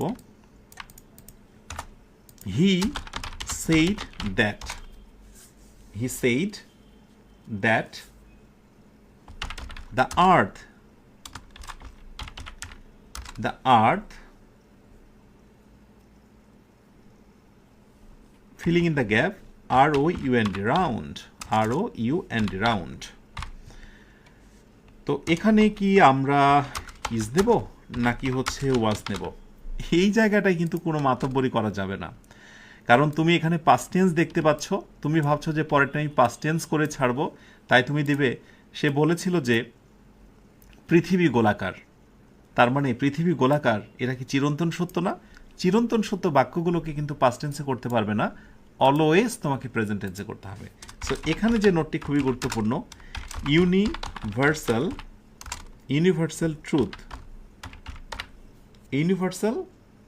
ট্রুথ, অথবা কিছু শর্ত আছে যেগুলোকে জেনারেল ট্রুথ বলা হয়, GENERAL, general truth, TRUTH, truth. General truth যেগুলো আছে সেইগুলো হচ্ছে নো চেঞ্জ। জেনারেল ট্রুথ অথবা ইউনিভার্সাল ট্রুথ, সেগুলোর পরিবর্তন করা যায় না। ঠিক আছে, সো একটা টেস্ট হয়ে যাক, দেখা যাক তোমরা রাইট আনসার কি দিচ্ছ। The teacher said that water ... at 100 degree Celsius. So option A boils, option B boiled, ইত্যাদি ইত্যাদি। ঝড় গতিতে রাইট আনসারটা দ্রুত দিয়ে দাও, দ্রুত দ্রুত দ্রুত। দ্য টিচার সেইড দ্যাট, শিক্ষক বলেছিলেন যে পানি 100 ডিগ্রি সেন্টিগ্রেডে কি হয়, একেবারেই পূর্ণাঙ্গরূপে বয়েল হয়, সেদ্ধ হয়, ফুটন্ত হয়। ইয়েস, এটা হচ্ছে জেনারেল ট্রুথ। আগেরটা ছিল ইউনিভার্সাল ট্রুথ, আর এটা একেবারে জেনারেল ট্রুথ। এটাকে ইউনিভার্সাল ঠিক বলার দরকার নেই, জেনারেল ট্রুথ, এটা আমরা জানি, সায়েন্স এটা প্রমাণ করেছে। সো তুমি চাইলেই এখানে পাস্ট টেন্স আছে, এই নিয়ম অনুসরণ করে পরেরটা পাস্ট টেন্স করতে পারবে না, এখানে কি হয়ে যাবে, প্রেজেন্ট টেন্স হয়ে যাবে। এরকম দুই একটা ব্যতিক্রম রয়েছে, যেমন নেক্সট আরেকটি বাক্য তোমরা দেখে নাও, বি কেয়ারফুল, এগুলোই তোমার জীবনে কাজে দেবে। আমরা রয়েছে এখন সিকোয়েন্স অফ টেন্স, একটা দেখে আমরা আরেকটা নির্ণয় করছি, একটা বাক্য দেখে আমরা আরেকটা নির্ণয় করছি। যেমন আমি যদি বলি হি said that he fill in the gap to the gym every day, EVERY, everyday. Okay, gym, G ছোট হাতের হবে, এভরিডে। এখন আমার প্রশ্ন হলো, এই জায়গাটা কি আমি গোজ দেব? অপশন বি আমি ওয়েন্ট দেব, অপশন সি আমি হ্যাড গন দেব। দ্রুত ঝড়ো গতিতে আনসারটি দিয়ে দাও। He said that he dot dot to the gym everyday. দ্রুত। আচ্ছা, প্রথম কথা, এই পাশটায় যেহেতু পাস্ট টেন্স রয়েছে, তাহলে পরেরটা কি হবে? পাস্ট টেন্স হবে। পরেরটা কি হবে? পাস্ট টেন্স হবে। তাহলে পাস্ট টেন্স হলে তোমরা হয়তো অনেকে বলবে যে স্যার পাস্ট টেন্সে ওয়েন্টও দিতে পারি, হ্যাড গনও দিতে পারি, বাট নো, এখানে শুধুমাত্র একটা রাইট উত্তর হবে এবং সেটি হচ্ছে went. He went to the gym everyday. অর্থাৎ কিছু কিছু ক্ষেত্রে কিছু জিনিস বাক্যের সঙ্গতির সঙ্গে, কনটেক্সটের সঙ্গতির সঙ্গেও টেন্স নির্ণয় হয়। আমি এই কথাটি এই জন্য তোমাদের শিখিয়ে রাখছি যে না হলে তোমাদের ভিতর একটা গোড়ামি ভাব থেকে যাবে, স্যার এটা বলেছেন মানে এটা কেন হলো। যেমন সে বলেছিল যে সে প্রতিদিন জিমে যেত, সিম্পলি পাস্ট টেন্স, এখানে হ্যাড গন দেওয়া যাবে না। সো নর্মালি এখানে সিম্পলি পাস্ট টেন্স হয়ে যাবে। এবং এভরিডে থাকলেও যে পাস্ট টেন্স হয় সেটা কিন্তু তার প্রমাণ। টেন্সের সময় আমরা কিছু চিহ্ন দিয়েছিলাম, কিছু টেন্স চেনার বৈশিষ্ট্য, সেখানে বলেছিলাম অলওয়েজ, রেগুলারলি, এভরিডে, এগুলো থাকলে ওই টেন্স হয় ইত্যাদি। কিন্তু কোনো কোনো ক্ষেত্রে এগুলো কোনো বৈশিষ্ট্যই মানে না। সো একটা ইংরেজির পূর্ণাঙ্গ সার্থকতা ঘটে বঙ্গানুবাদের মাধ্যমে বা ট্রান্সলেশন করার মাধ্যমে। আরেকটি বাক্য তোমাদের টেস্ট, এবং এই অংশ থেকে আমরা লাস্ট টেস্ট দেব। এটি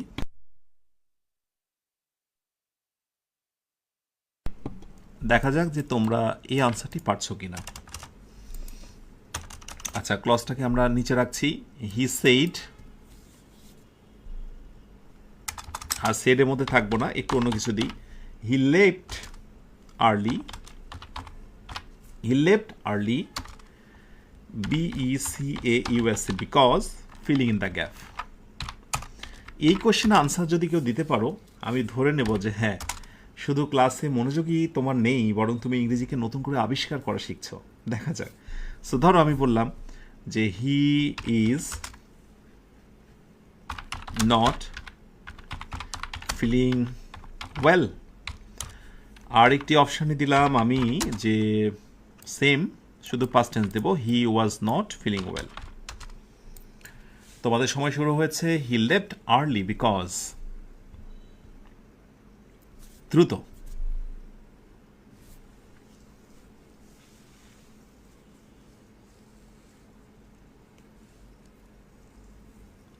ওকে, সো রাইট আনসারটা এবার একটু মিলিয়ে নাও। হি লেফট আর্লি, সে খুব দ্রুত চলে গিয়েছিল। বিকজ, কারণ, he is not feeling well, কারণ সে কোনো ভালো অনুভব করছে না। সে কোনো ভালো অনুভব করছে না। তোমরা হয়তো মনে করছো he left early principal clause, এই যে ক্লজ মার্কার, সাবঅর্ডিনেট ক্লজ তো অবশ্যই পাস্ট টেন্স হবে, এই নিয়মটাই জেনে এসেছো। প্রিন্সিপাল ক্লজ পাস্ট টেন্স হলে পরেরটা সাবঅর্ডিনেট হবে। এবং আমি বিশ্বাস করি এই বাক্যটা দিলে কোনো নিয়ম না দেখে, কোনো বাংলা অর্থ না করে, 100 জনে মোর দ্যান 99% শিক্ষার্থী হয়তো এটা রাইট উত্তর দিয়ে ফেলবে। লিপ থেকে লেফট পাস্ট টেন্স, তাই হবে ওয়াজ নট। কিন্তু এখানে রাইট উত্তর হচ্ছে এ নাম্বারটা। হিয়ার লাইজ দ্য মূল ফ্যাক্ট।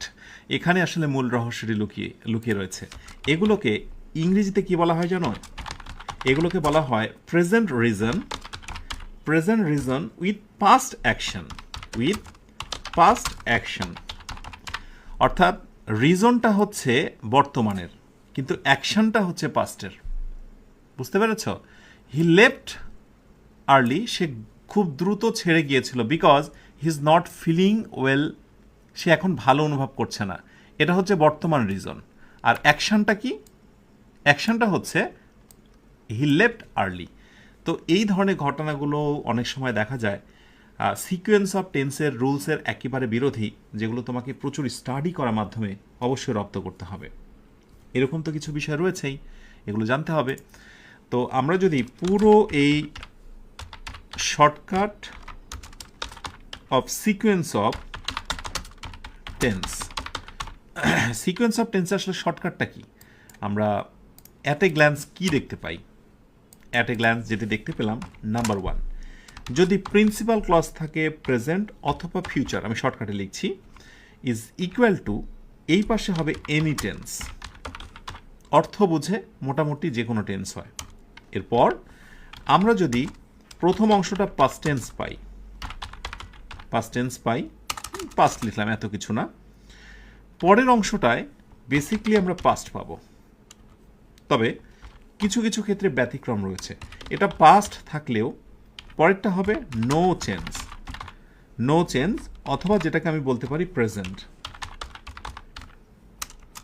পাস্ট থাকলেও নো চেঞ্জ বলবো, PRESENT, প্রেজেন্ট হয়ে যাবে যদি সেই বাক্যটা হয়ে যায় ইউনিভার্সাল ট্রুথ অথবা জেনারেল ট্রুথ।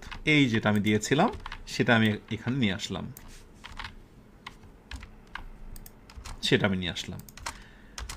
হাজার কথা বলতে পারি, কিন্তু মূলত সিকোয়েন্স অফ টেন্সের শর্টকাট হচ্ছে এই 3টা। এত শর্টকাট জানার পরেও, এত কিছু জানার পরেও প্রতিযোগিতামূলক পরীক্ষা বা বিভিন্ন জায়গাতে কিছু প্রশ্নের আনসার করতে তবুও তুমি কষ্টের মধ্যে পড়ে যাও। সবশেষের আলোচনার এই অংশে আমি তোমাদেরকে একটা ছোট্ট টেস্ট দিই, আর একটা অ্যান্ড লাস্ট টেস্ট, সেটা হচ্ছে I will buy a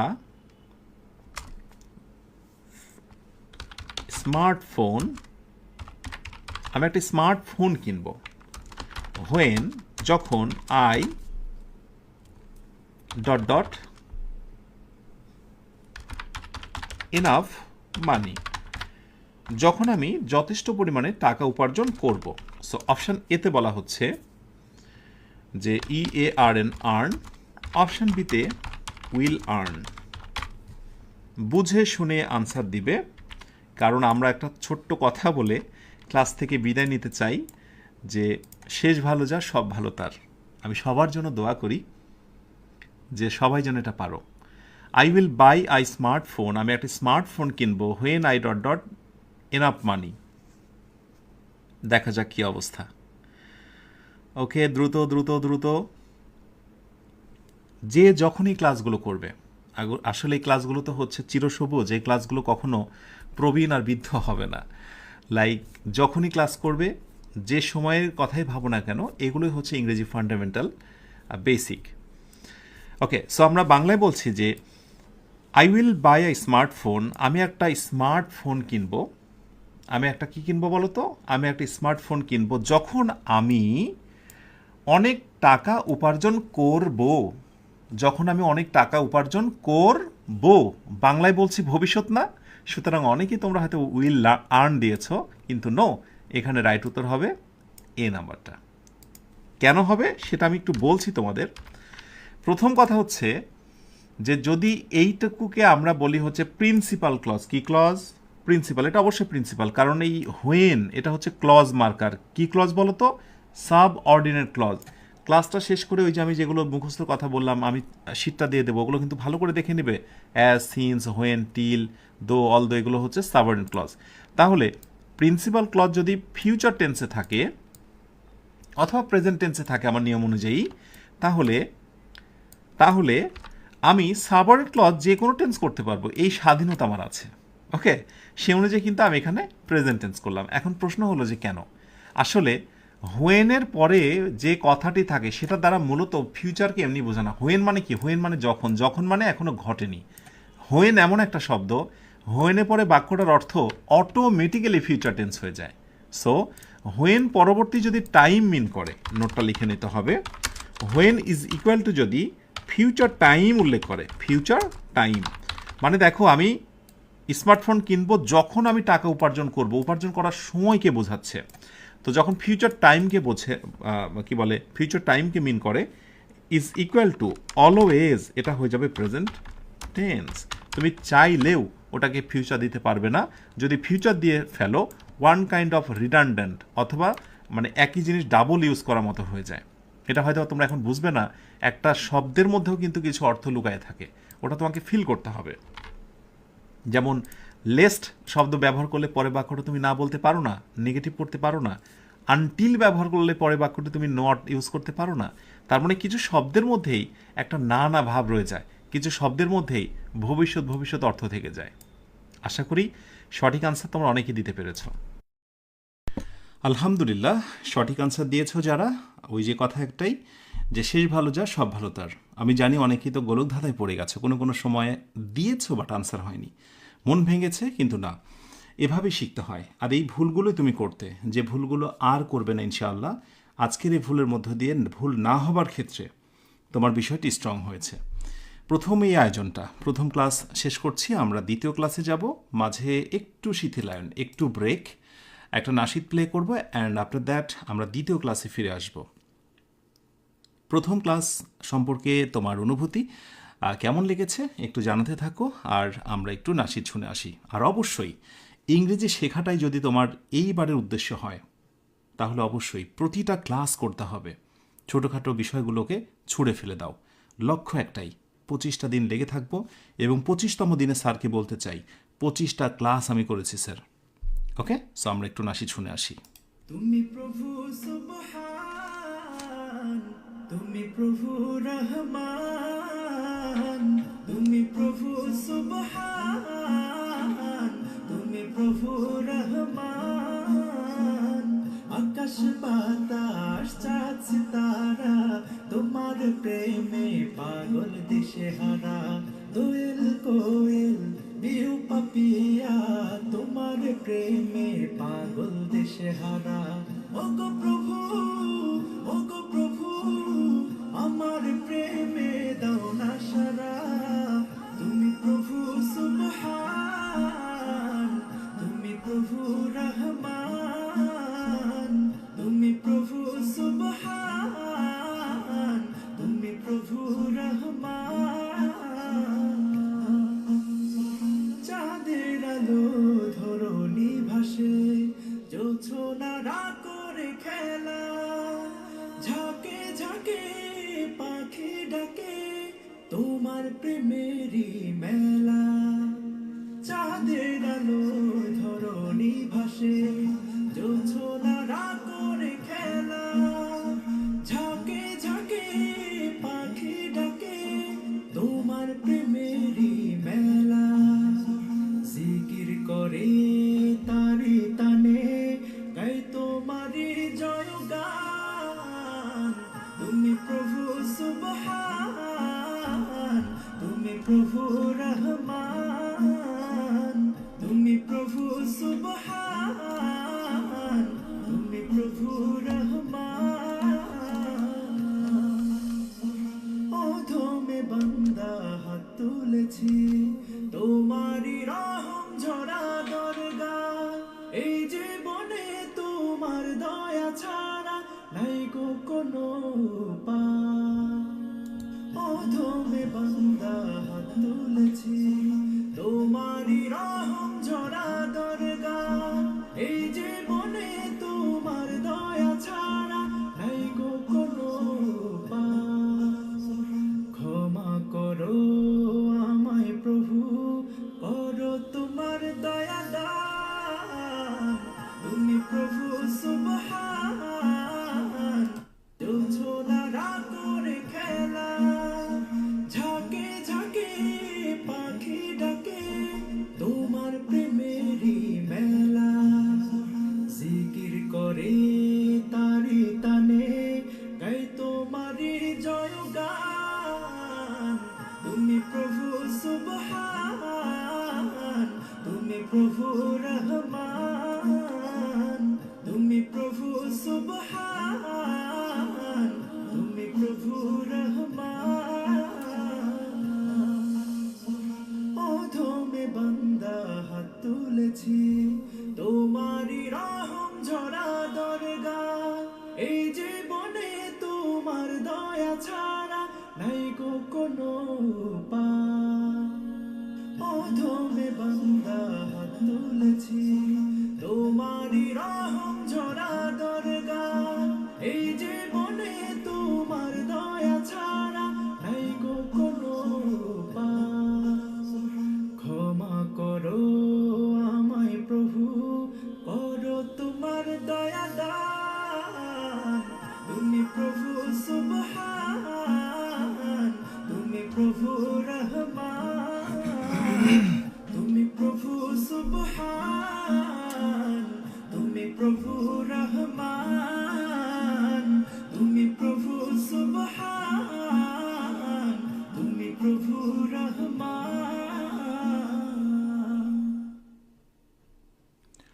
welcome back. আলহামদুলিল্লাহ, আমরা ছোট্ট একটা বিরতি পর আবারও ফিরে আসলাম দ্বিতীয় ক্লাসের জন্য। Are you ready? মানসিকভাবে প্রস্তুত হয়েছ? তাহলে আরও একটা মিশনে নামতে হবে। আর হ্যাঁ, যুদ্ধ, প্রতিটা মিশন, প্রতিটা ক্লাস একটা যুদ্ধ। এই যুদ্ধে তোমাকে শেষ পর্যন্ত টিকে থাকতে হবে, এই মন মানসিকতা নিয়ে ক্লাসে নেমে পড়ো। সো এখন আমরা দ্বিতীয় ক্লাসে হাজির হয়েছি। আলোচ্য বিষয় দেখতেই পাচ্ছ, চলো ক্লাসে ডুব দিই আমরা, কেমন? আর ক্লাসের শেষে গুরুত্বপূর্ণ কিছু কথা রয়েছে। এগ্রিমেন্টের শুরুতে যে কথাটি বলা দরকার, সাবজেক্টের সঙ্গে ভার্বের একটা সম্পর্ক। তাহলে সাবজেক্ট ভার্ব এগ্রিমেন্ট মিনস হচ্ছে, আমি যদি শর্টকাটে ব্যাপারটিকে এভাবে ডেসক্রাইব করি, যে সাবজেক্ট প্লাস ভার্ব। এই সাবজেক্টের পরে যে ভার্বের প্রসঙ্গটা আসে সেটি হচ্ছে যে সাবজেক্টের পরে আমরা যে ভার্বটা নেব সেই ভার্বটা কি সিঙ্গুলার হবে নাকি প্লুরাল হবে। সাবজেক্টের পরে ভার্বটা কি সিঙ্গুলার হবে নাকি প্লুরাল হবে, এটা নির্ণয় করতে পারাটাই হচ্ছে সাবজেক্ট ভার্ব এগ্রিমেন্ট। প্রতিযোগিতামূলক পরীক্ষাতে প্রচুর পরিমাণে প্রশ্ন এখান থেকে আসে। সো আমি একটা ছোট্ট টেস্ট দিয়ে তোমাদের ভিতরে কী ধরনের কনফিউশনটা ক্রিয়েট হয় বা কী টাইপের প্রশ্নগুলো নিয়ে আমরা কথা বলতে চলেছি সেগুলো নিয়ে একটু আলোচনা করা যেতে পারে। আমি ছোট্ট একটা টেস্ট ফার্স্টে দিই। টেস্টটা হচ্ছে all filling in the gap CORR is the correct. So এখন প্রশ্ন হচ্ছে, এই আনসারটাই কি আমি ইজ নেব নাকি আর নেব? ঝটপট করে রাইট আনসারটা দ্রুত দিয়ে দাও। মনে রেখো, যে ইংরেজি না জানার কারণে ইংরেজি প্রিপারেশান শুরু করতে পারছো না, চাকরির ক্ষেত্রে হোক বা স্পোকেনের ক্ষেত্রে হোক বাধাপ্রাপ্ত হচ্ছ, বেসিক্যালি তাদের জন্যই মূলত এই আয়োজন। আচ্ছা, কারো কারো প্রশ্ন হচ্ছে ক্লাসগুলো লিস্ট আকারে দিলে, আসলে লিস্ট আকারে পেইড গ্রুপে পাওয়া যাবে। পেইড গ্রুপে ভর্তি কোর্স ফি একেবারে তোমাদের জন্য করা হয়েছে নামমাত্র। ক্লাসটি শেষ হলে অবশ্যই একটু নজর রেখো, কেমন? এই যে দেখো, অলরেডি তোমাদের ভিতরে কিন্তু কনফিউশন ক্রিয়েট হতে শুরু হয়েছে। দ্রুত অবশ্যই একটু নজর রেখো, কেমন?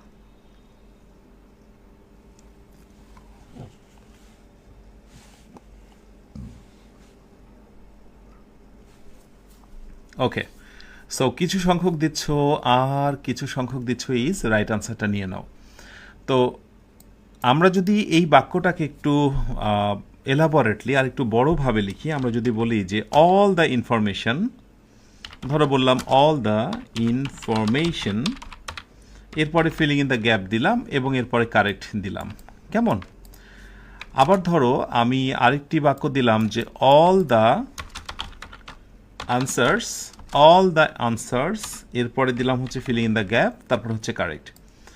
তাহলে আমার মনে হয় যে এই আনসারটা তোমরা খুবই ইজিলি এবং স্বতঃস্ফূর্তভাবে আনসারটা দিতে পারবে। যে ইনফরমেশন যেটা গণনা করা যায় না, আনকাউন্টেবল নাউন, এসব ক্ষেত্রগুলোতে বেসিক্যালি ইজ দিতে হয়।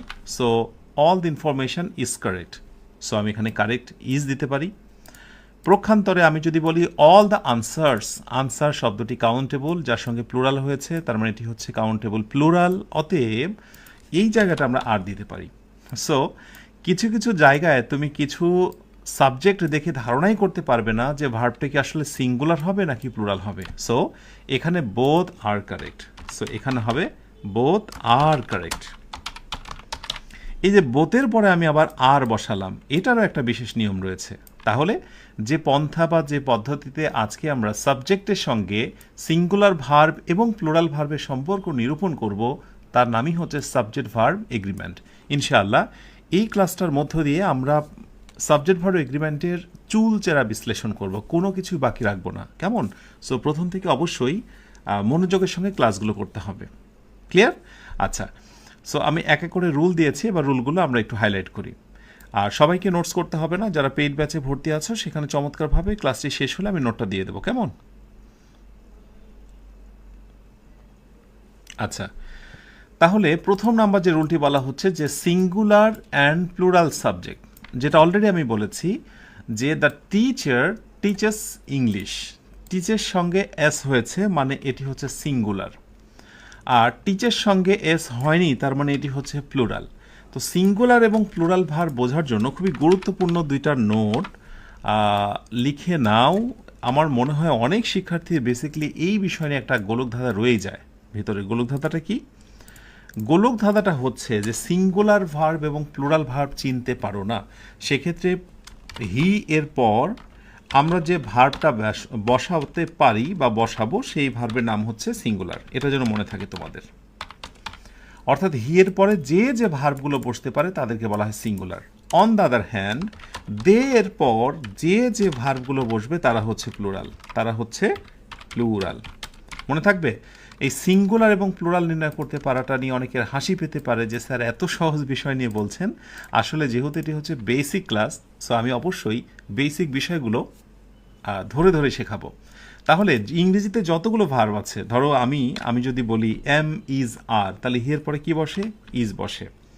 এরপরে যদি আমি বলি হ্যাভ হ্যাজ, তাহলে কোনটা বসবে? হিয়ের পরে হ্যাজ বসবে।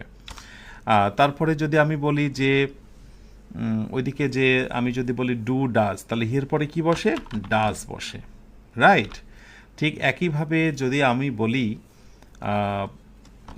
ডিড সব ক্ষেত্রে বসে, সমস্যা নেই। আমি যদি হ্যাড সর্বক্ষেত্রে বসে, কারণ একটাই ভার্ব।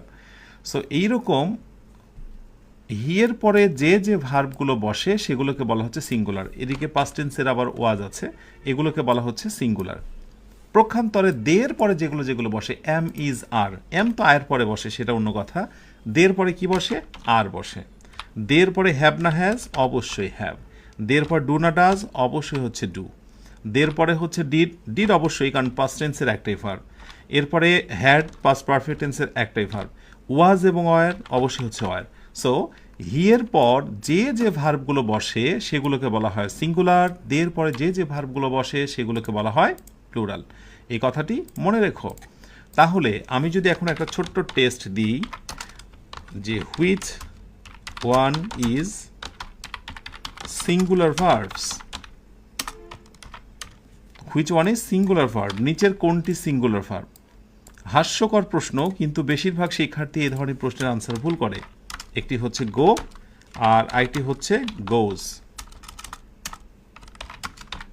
দেখো নিচ থেকে আনসার দেওয়ার চেষ্টা করো, নিচের কোন ভার্বটি সিঙ্গুলার। ওকে, সো সিঙ্গুলার হতে গেলে কি হতে হবে? হি দিয়ে প্রমাণ করতে হবে। হিয়ের পরে কি বসে? হি কি গো হয় না গোজ হয়? হ্যাঁ, হিয়ের পরে অবশ্যই গোজ হয়। সো অবশ্যই গোজটাকে আমরা বলছি সিঙ্গুলার। কিন্তু দ্বন্দ্বটা হয় এখান থেকে যে স্যার আমরা তো জানতাম এস বাই এস থাকলে প্লুরাল হয়, কিন্তু আপনি আজকে বলছেন যে এস বাই এস থাকলে সেটা সিঙ্গুলার হয়। মানে মাথাটা কেমন যেন আওলা গিয়েছে না? সো এই আওলা যাওয়ার পেছনে যে কারণটা, সেইটা হচ্ছে লাইক আমি তোমাদেরকে বলি, যেমন আমি আওলা, এই যে মানে কি বলে আওলা বা বাওলা হয়ে যাওয়ার পেছনে কারণ হলো যে তোমাদের মাথায় যে সমস্যাটা ঘুরপাক খায়, নাউনের সঙ্গে যখন এস বাই এস দাও সেটা হয়ে যায় হচ্ছে প্লুরাল। নাউনের সঙ্গে এস বাই এস দিলে হয় প্লুরাল, কিন্তু যখন তুমি ভার্বের সঙ্গে এস বা ইএস দাও সেটা হয়ে যায় সিঙ্গুলার। এই ছোট্ট পার্থক্যটা একটু মনে রেখো। এর আগে আমি দিয়েছিলাম, আমি আরেকবার রিপিট করলাম। নাউন যেমন আমি হচ্ছে বুক, এর সঙ্গে একটা এস লাগিয়ে দিলাম, বুকস। ঠিক আছে?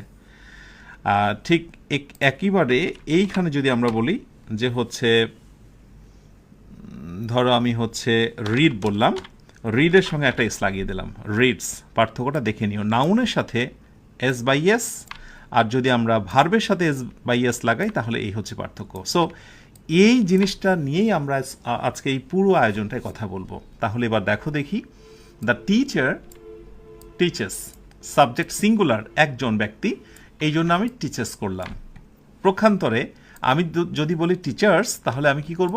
টিচ করব। ক্লিয়ার? আশা করি জিনিসটা ধরতে পারবে।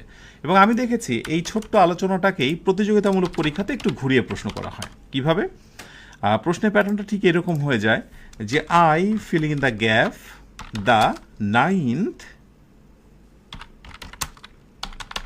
letter of English alphabet. জিনিসটা খুবই সহজ, কিন্তু ধরতে না পারার কারণে বেশিরভাগ শিক্ষার্থীরা ভুল করে। এখানে কি এম হবে, এখানে আর হবে, এখানে ইজ হবে, এ বি সি ডি, নাকি ওয়াজ হবে? ধরো কথার কথা, আমার বিশ্বাস বিগত বছরে প্রশ্ন যারা সলভ করেছো সম্ভবত এই প্রশ্নটা কোথাও না কোথাও দেখেছো যে এই ধরনের প্রশ্ন করা হয়েছে যে I dot dot the 9th letter of English alphabet. ঝটপট করে কমেন্টে রাইট আনসারটা জানিয়ে দাও দেখি। মাশাআল্লাহ, অনেকে রাইট আনসার দিয়েছো। হ্যাঁ, এখানে অনেকেই তাড়াহুড়ো করে কোনো কিছু বিবেচনা না করেই রাইট আনসার দিয়ে ফেলবে I am the 9th letter of English alphabet. I am, but no, আয়ের পরে অ্যাম হবে না। এখানে বলা হচ্ছে আমি হই, এরকম নয়। আই একটা অ্যালফাবেট, একটা বর্ণ, ঠিক আছে? সো ইংরেজির হচ্ছে 9তম বর্ণমালা। আই অ্যাম মানে আমি হই। যেমন আমি যদি বলি যে আই অ্যাম আ ডক্টর, এইখানে আয়ের পরে যে অ্যাম হয়েছে এটার অর্থ হচ্ছে আমি হই। এখানে আই মানে আমি নয়, বলছে আই হলো ইংরেজির 9তম বর্ণমালা। So I is. Clear? So কোনো কোনো সময় এই সহজ আলোচনাগুলোকে একটু ঘুরিয়ে দেওয়া হয়। তাহলে আয়ের পরে আমরা ভার্ব কি ব্যবহার করলাম? সিঙ্গুলার ভার্ব ব্যবহার করলাম। এটাই হচ্ছে মূলত সাবজেক্ট ভার্ব এগ্রিমেন্টের একেবারে প্রারম্ভিক rule. Thank you so much যারা বুঝে শুনে এই ছোট্ট এবং খুবই সাধারণ প্রশ্নটার আনসার দিতে পেরেছ। ওকে, মাশাআল্লাহ। আর একটু সামনে আগাই। এই রুলটা থেকে প্রচুর পরিমাণে প্রশ্ন হয় আমার দেখা মতে, বেশ পরিমাণে প্রশ্ন আসতে দেখা যায়। সেটা হচ্ছে এই রুলটা থেকে, rule 2, compound subject using and ব্যবহার করে অনেক রকমের প্রশ্ন হয়। তার প্রথম যে প্রকারটা সেটি হচ্ছে the teacher and the student. তোমরা মনে রেখো, যখন অ্যান্ড দ্বারা যুক্ত হয় তখন কিন্তু নর্মালি ভার্বটা প্লুরাল হয়ে যায়। ডিসকাস, এটা কি সিঙ্গুলার না প্লুরাল বলো তো? এটা অবশ্যই প্লুরাল। যদি এর সঙ্গে এস বা ইয়েস থাকতো সেটা হতো সিঙ্গুলার। ওই যে একটু আগে বলে আসলাম। So the teacher and the student discuss the lesson. শিক্ষক এবং ছাত্র আলোচনা করছেন পাঠটা নিয়ে। ওকে, ডান। এটা হচ্ছে অ্যান্ডের একেবারে সাধারণ রুল। এর সঙ্গে বেশ কিছু এক্সেপশন রুল আমরা দেখতে পাবো। যেমন, একটু মনোযোগী হও সবাই। আমি যদি এই সেম বাক্যটাই এখান থেকে নিতাম, আমি যদি শুধুমাত্র বলতাম ইজ টিচার অ্যান্ড, মাঝখানে আমি অ্যান্ড দিই, অ্যান্ড দিয়ে compound subject is teacher and students, is teacher and student, তারপরে ধরো আমি এইখানে ফিলিং ইন দ্য গ্যাপ করে দিলাম ডিসকাস দ্য লেসন। এবার একটু পরিবর্তন করে বললাম যে এই জায়গাটা কি আমি হ্যাভ নেব নাকি অপশন এতে আমি হ্যাজ নেব। বলো দেখি রাইট উত্তর কি হবে?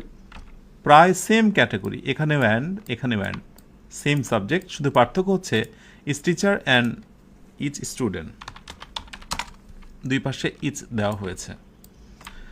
ওকে, সো জেনে রাখা দরকার যে অ্যান্ড যতই থাকুক, যদি কোনোভাবে ইজ বা এভরি, এই দুইটা each and every, each and every যদি কখনো সাবজেক্টের সঙ্গে যুক্ত হয়, অ্যাডিং উইথ সাবজেক্ট বা নাউন, যদি ইচ এবং এভরি কখনো সাবজেক্টের সঙ্গে অ্যাড হয়ে যায়, যুক্ত হয়ে যায়, ইজ ইকুয়াল টু ভার্বটা কিন্তু হয়ে যায় সিঙ্গুলার। ভার্বটা কি হয়ে যায়? সিঙ্গুলার। বারবার এই সিঙ্গুলার এবং প্লুরাল কথাটা আসবে, সেই জন্য বলে দিয়েছিলাম, বলো তো হ্যাভ সিঙ্গুলার নাকি হ্যাজ? এই যে মনে করে দেখবে যে হিয়ের পরে কি বসে? হ্যাজ। ইয়েস, সো অবশ্যই আমরা সিঙ্গুলার বসাবো। সো রাইট উত্তর হচ্ছে হ্যাজ। তাহলে কম্পাউন্ড এটাও সাবজেক্ট, অ্যান্ড দিয়ে যুক্ত, অ্যান্ড দিয়ে যুক্ত এটাও কম্পাউন্ড সাবজেক্ট, বাট পার্থক্য হয়ে গেছে। প্রতি একজনকে বোঝানো হয় প্রতি ইচ টিচার অ্যান্ড স্টুডেন্ট। ওকে, এরপরে আরেকটা গোলকধাঁধাময় পরিস্থিতি তৈরি হয়, সেটি হলো এটা। যেমন বলা হচ্ছে দ্য হেডমাস্টার অ্যান্ড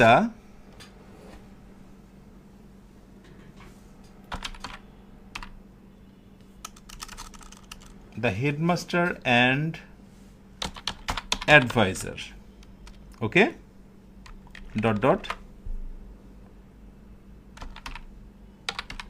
coming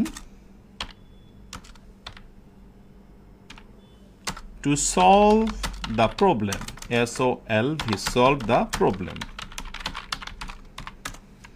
এবার বলো দেখি এইখানটায় তুমি রাইট আনসার কি নেবে?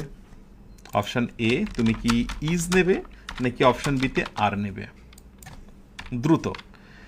পাশাপাশি আমাকে উদাহরণটা যদি ভালো করে বোঝাতে হয় তাহলে আরেকটি এক্সাম্পল দেওয়াটা খুবই জরুরি। আমি সেম এক্সাম্পলটা নেব, পার্থক্য হচ্ছে the headmaster and the advisor. আমি এখানকার পরের দাটা দেব না। লক্ষ্য করো, আমরা কিন্তু যে আলোচনার মধ্যে রয়েছি অ্যান্ড, এবং ইনশাআল্লাহ আজকে অ্যান্ডের যত রহস্য, যত গোলক ধাঁধাময় পরিস্থিতি আমরা সবগুলো দূর করবো ইনশাআল্লাহ। কেমন? অ্যান্ড দিয়ে যুক্ত কম্পাউন্ড নাউনের মধ্যে রয়েছি।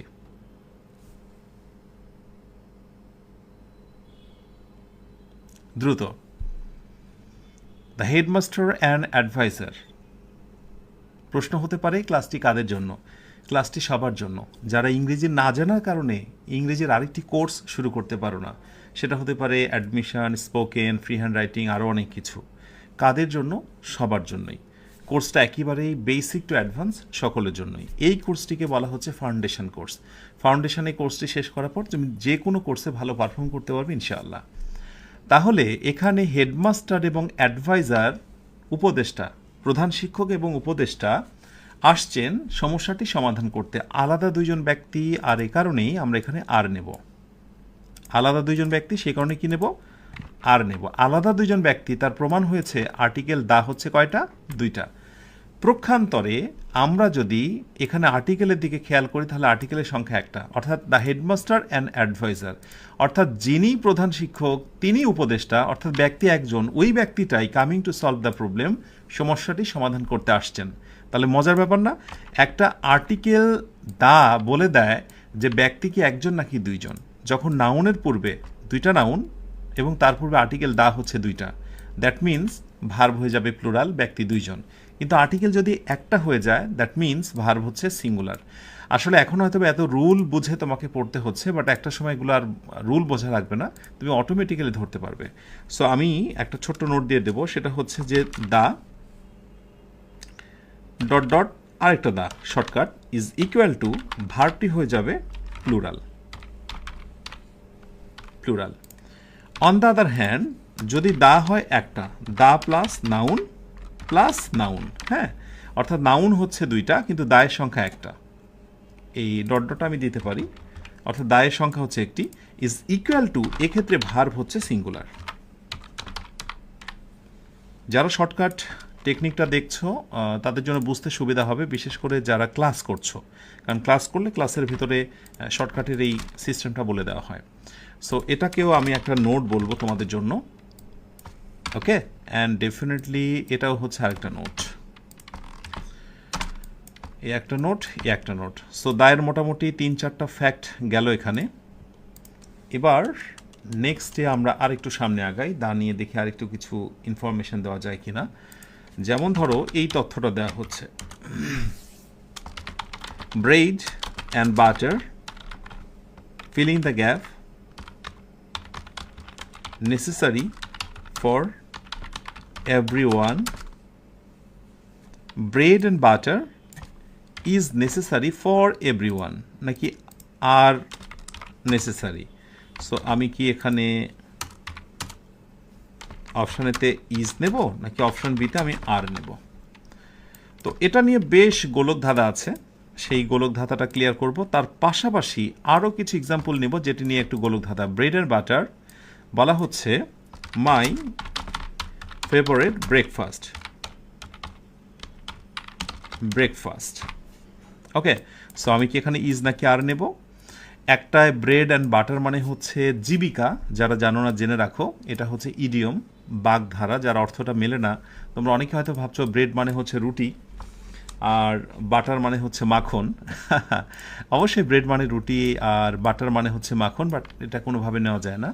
এই 2টা শব্দের একটা অর্থ হচ্ছে জীবিকা, হ্যাঁ, মানে কাজ করে আমরা যে অর্থ উপার্জন করি সেটাই হচ্ছে bread and butter. So bread and butter and দ্বারাই যুক্ত হয়েছে, আমরা কিন্তু অ্যান্ডের মধ্যে রয়েছি, ভুলে গেলে চলবে না। সো অ্যান্ড দিয়ে রয়েছে, অর্থ হলো একটা, ব্রেড অ্যান্ড বাটার মানে হলো জীবিকা। সো এখানে অর্থ একটা, সেই জন্য কী করলাম? ইজ নিলাম। এরকম অনেক শব্দ আছে, আমি 2-1টা দিয়ে রাখি, ইট উইল বি হেল্পফুল। যেমন আমি যদি বলি যে টাইম অ্যান্ড টাইড, হ্যাঁ, এখন টাইম অ্যান্ড টাইড এটাকে তুমি সময় এবং নদীর স্রোত বলবে নাকি টাইম অ্যান্ড টাইড দ্বারা তুমি সময়কে বোঝাবে? বেসিক্যালি আমরা সময় এবং নদীর স্রোতকে বোঝালেও আসলে এইটার সুন্দর অর্থ হচ্ছে সময়। সময় কারোর জন্য অপেক্ষা করে না। Time and tide wait for none নাকি ওয়েটস ফর নান, এটা নিয়ে প্রশ্ন আসে। যদি টাইম অ্যান্ড টাইডটাকে তুমি একটা বিষয় ধরো তাহলে ওয়েটস, আর যদি এটা ইডিয়ম হিসেবে মানে প্রবাদ হিসেবে ধরো time and tide wait for none, তার মানে ওয়েট এবং ওয়েটস দুইটাই কিন্তু রাইট হয়। ওয়েট এবং ওয়েটস ফর নান। ওকে, এরকম ইংরেজিতে অনেক শব্দ রয়েছে যেগুলো দুই অ্যান্ড দ্বারা যুক্ত কিন্তু অর্থ হচ্ছে একটা, এরকম অ্যান্ড দ্বারা যুক্ত। এরপরে তোমার আরও অনেক শব্দ তুমি পাবে, যেমন হচ্ছে হর্স অ্যান্ড ক্যারেজ, ঘোড়ার গাড়ি, এরকম আছে না, হর্স অ্যান্ড ক্যারেজ, ঘোড়ার গাড়ি ইত্যাদি। এই টাইপের অ্যান্ড দ্বারা যুক্ত একটি মাত্র অর্থ ভার্ব হচ্ছে singular. On the other hand, bread and butter my favourite breakfast, কি রাইট আনসার হতে পারে? আচ্ছা, প্রথম কথা হচ্ছে যে আমি যদি বাংলাদেশের প্রেক্ষাপটের কথা বলি তাহলে এই কোশ্চেনের আনসারটা সম্ভবত ইজ না দিলে পরীক্ষায় মার্কস পাওয়া যাবে না, কিন্তু আসলে এখানে আর হওয়ার পেছনে যথেষ্ট রিজন রয়েছে। সো এখন প্রশ্ন হচ্ছে আর হবে নাকি ইজ হবে। আসলে এই বাক্যটা একটা মডিফাইড বাক্য, যখন এটা খাবারের একটা প্রসঙ্গ আসে এই বাক্যটা এক অর্থে ভুল। এই বাক্যটাকে মডিফাইড যে ভার্সানটা রয়েছে সেটা একটু তোমরা জেনে রাখো, না জানলেই আসলে তর্ক বিতর্ক বাধে। তোমাকে জানতে হবে এই বাক্যটা আসলে যেমন এখানে ব্রেড অ্যান্ড বাটার জীবিকা অর্থে ব্যবহৃত হয়েছে, কিন্তু পরীক্ষক চেয়েছেন ব্রেড অ্যান্ড বাটার দ্বারা দুইটা ভিন্ন খাবার, দুইটা আইটেমকে বোঝাতে। আসলে উনি বোঝাতে চেয়েছিলেন bread and butter my favourite breakfast, কি বলতো, আইটেমস, ITAMS, আইটেমস। ওকে, তো নর্মালি তুমি যদি আইটেমসের কথা বলো তাহলে অবশ্যই ব্রেড অ্যান্ড বাটার এই দুইটা আলাদা খাদ্য, তো আলাদা খাদ্য হলে নর্মালি কি হবে, আর হবে। তো সুতরাং কোনো একটা জিনিস অসম্পূর্ণ বা ভুল জিনিসের ব্যাখ্যা দিতে গেলে ভুল হবে। মূল বাক্য হচ্ছে এটা, bread and butter are my favourite breakfast items, তাহলে সেখানে আর দেওয়াটাই বেস্ট, এবং সুতরাং এখানে তোমাকে আরই দিতে হবে। ওকে, সো এই হচ্ছে ব্রেড অ্যান্ড বাটার এবং অ্যান্ড নিয়ে যত গোলক ধাঁধা। আমার বিশ্বাস আসন্ন যে কোনো পরীক্ষায় অ্যান্ড দিয়ে নাউন নিয়ে যত কনফিউশন, এর বাইরে কোনো কিছুই আসবে না।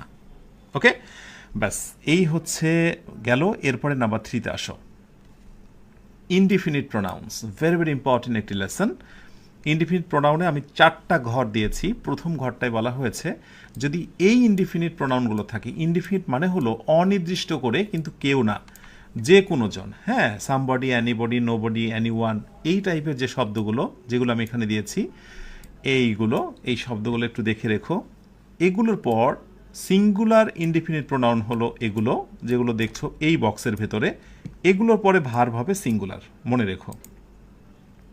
ঠিক এর নিচে আমি আরেকটা বক্সের ভিতরে দিয়েছি বোথ, ফিউ, ম্যানি, সেভারেল, এই যে শব্দগুলো এইগুলোকে বলা হচ্ছে প্লুরাল ইনডিফিনিট। সো প্লুরাল ইনডিফিনিটের পরে কি হবে বলো তো? খুবই স্বাভাবিকভাবে প্লুরাল ইনডিফিনিটের পরে ভার্ব হয়ে যাবে প্লুরাল, ভার্ব হয়ে যাবে প্লুরাল। ওকে, আমি জাস্ট একটু দেখাই দিই। এরপরে শেষের একটা আমি বক্স দিয়েছি এইখানে, অল, মোস্ট, অ্যানি ইত্যাদি, হ্যাঁ, সিঙ্গুলার এবং plural indefinite pronoun depending on the context, অর্থাৎ এই শব্দগুলোর পরে সিঙ্গুলার বা প্লুরাল উভয়টাই বসতে পারে। সো আমি এখানে সিঙ্গুলারও বলবো এবং প্লুরালও বলবো। যা শিখছো তা একেবারেই শেষ পর্যন্ত শিখতে হবে। সিঙ্গুলার অ্যান্ড প্লুরাল দুইটাই বসতে পারে, কেমন? এই হলো মোটামুটি ইনডিফিনিট প্রোনাউনের 3টা ধরন, আমি যেগুলো আলাদা করে দিয়েছি। এবার একটু একটু করে দেখো কেমন। তো প্রথমটা হলো এভরিওয়ান এনজয়স দ্য ফেস্টিভ্যাল, সবাই উৎসব উপভোগ করে।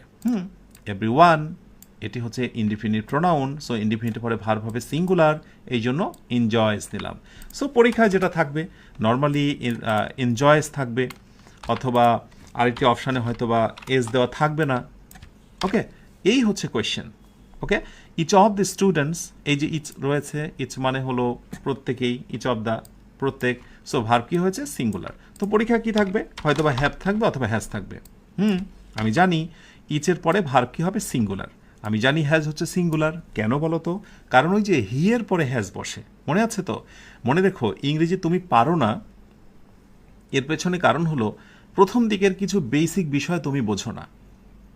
ওকে, সো সেইগুলো ধারাবাহিকভাবে শিখতে শিখতে তুমি আজকের ক্লাসে এসো।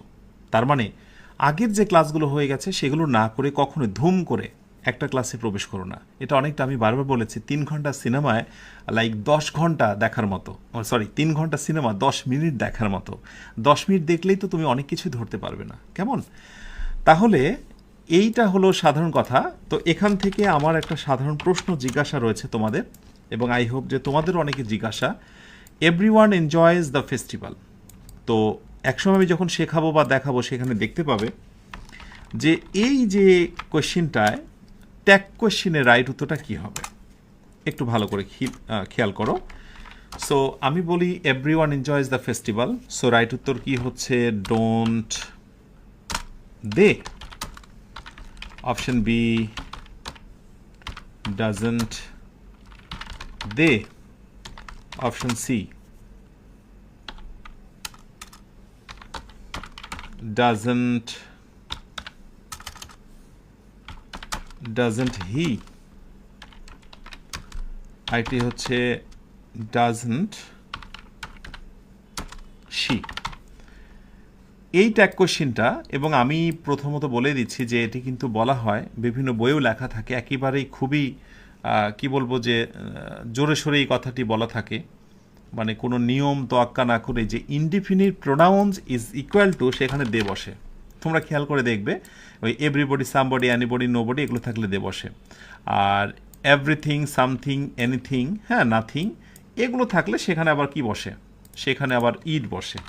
হ্যাঁ, সেখানে আবার ইট বসে, যেহেতু এগুলো যারা বিষয়বস্তুকে বোঝানো হয় সেজন্য ইট বসে। আমি এটা দিয়ে দিই, ওকে, একটু খেয়াল করো। তাহলে নর্মালি নিচের এই লাইনটা ব্যতীত অন্যান্য যেগুলো রয়েছে, এনিথিং, এটাও ইট ধরো, অন্যান্য যেগুলো রয়েছে সবগুলোর জন্য কিন্তু দে বসাতে বলা হয়। বাট হোয়াই, কেন আমরা দে বসাই, এটা একটু আমরা আজকে অন্বেষণ করব। এভরিবডি এনজয়েজ, তোমরা কে কি আনসার লিখছো একটু দেখি আমি। আচ্ছা, ওকে, কমেন্টে।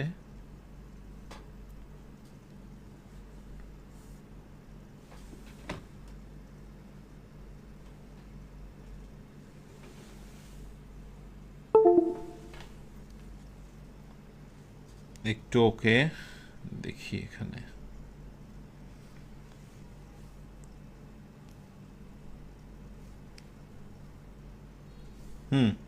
দ্রুত ট্রাই করো।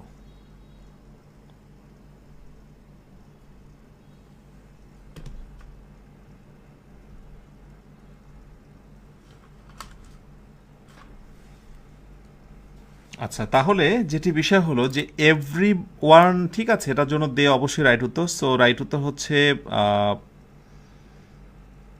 Don't they.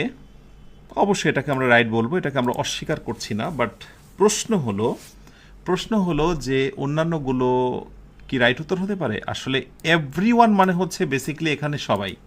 তো এভরি ওয়ান দ্বারা আমি এখানে হি বলতে পারি, এভরি ওয়ান দ্বারা এখানে শি বলতে পারি। তার মানে বাক্যটা বেসিক্যালি এরকম যে হি এনজয়েজ দ্য ফেস্টিভ্যাল অথবা শি এনজয়েজ দ্য ফেস্টিভ্যাল।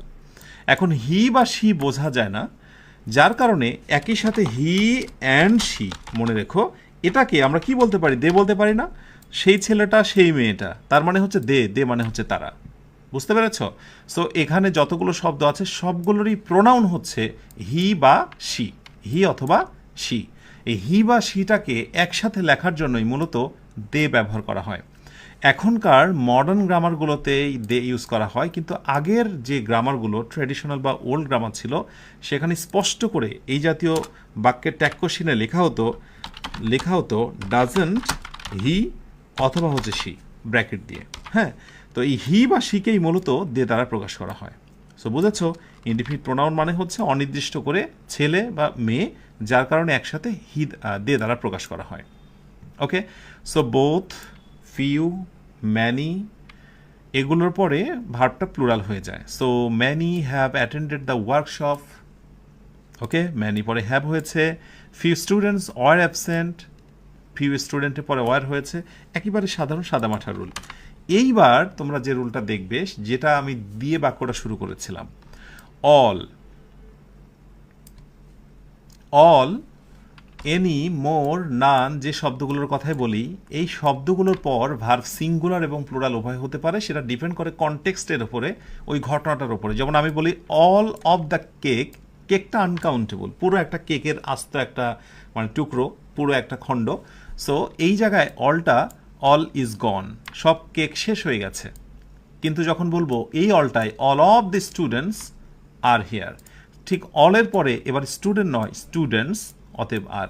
সুতরাং এখানে যতগুলো শব্দ রয়েছে এই শব্দগুলো যদি কখনো আনকাউন্টেবল এবং সিঙ্গুলার জিনিসকে বোঝায়, আনকাউন্টেবল যেগুলো গণনা করা যায় না, অ্যাডভাইস, ইনফরমেশান, তোমার মিল্ক, ওয়াটার, কেক, আনকাউন্টেবল জিনিসগুলোকে যদি কখনো বোঝায় তাহলে সেখানে ভার্বটা হয় সিঙ্গুলার। আর যদি কখনো কাউন্টেবল এবং প্লুরাল হয় তাহলে ভার্বটা হয়ে যায় কি? প্লুরাল। ওকে, সো নেক্সট একটা টেস্ট হয়ে যাক যে তোমরা ঠিকঠাক মতো এটা বুঝলে কিনা। কেমন? আমি যদি বলি none, fill in the gap, two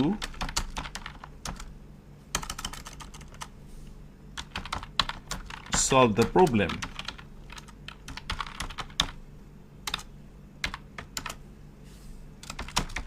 I have a lot of books.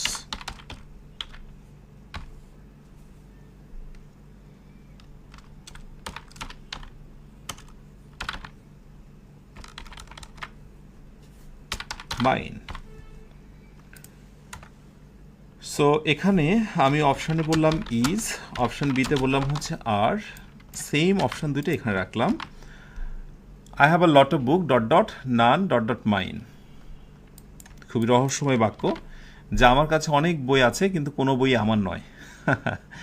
মানে ধারের বই, বিষয়টি এরকম। So none is here to solve the problem. So normally none কোনো একজন, এখানে অ্যানিবডি, সামবডি এরকম অনির্দিষ্ট করে বোঝাচ্ছে, সেই জন্য আমরা এখানে কী নেব বলো তো? ইজ নেব। প্রক্ষান্তরে নান ইজ মাইন নাকি নান আর মাইন, এখানে নান দ্বারা কাকে বোঝানো হয়েছে বলো তো?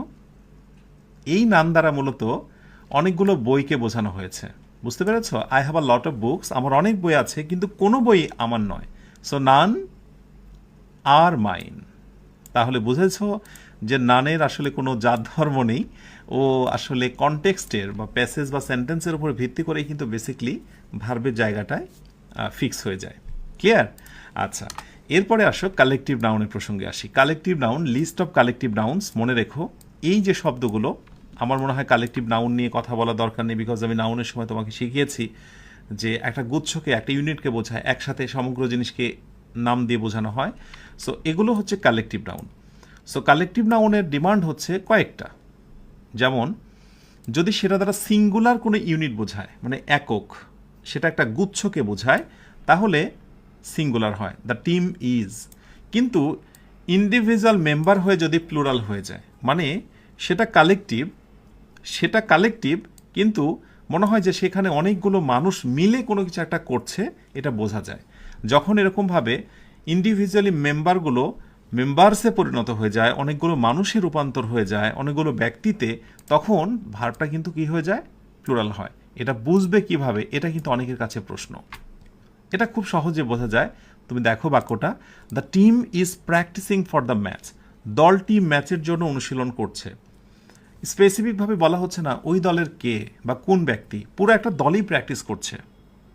প্রক্ষান্তরে আমি যদি বলি the team are arguing among themselves, দলের সদস্যরা, তুমি খেয়াল করো, দলের সদস্যরা, তার মানে সদস্য নয় বা দল নয়, দলের সদস্যরা নিজেদের মধ্যে তর্ক করছে। তার মানে একে অপরের সাথে তর্ক করছে, একজন আরেকজনের সাথে, তার মানে অনেকজন।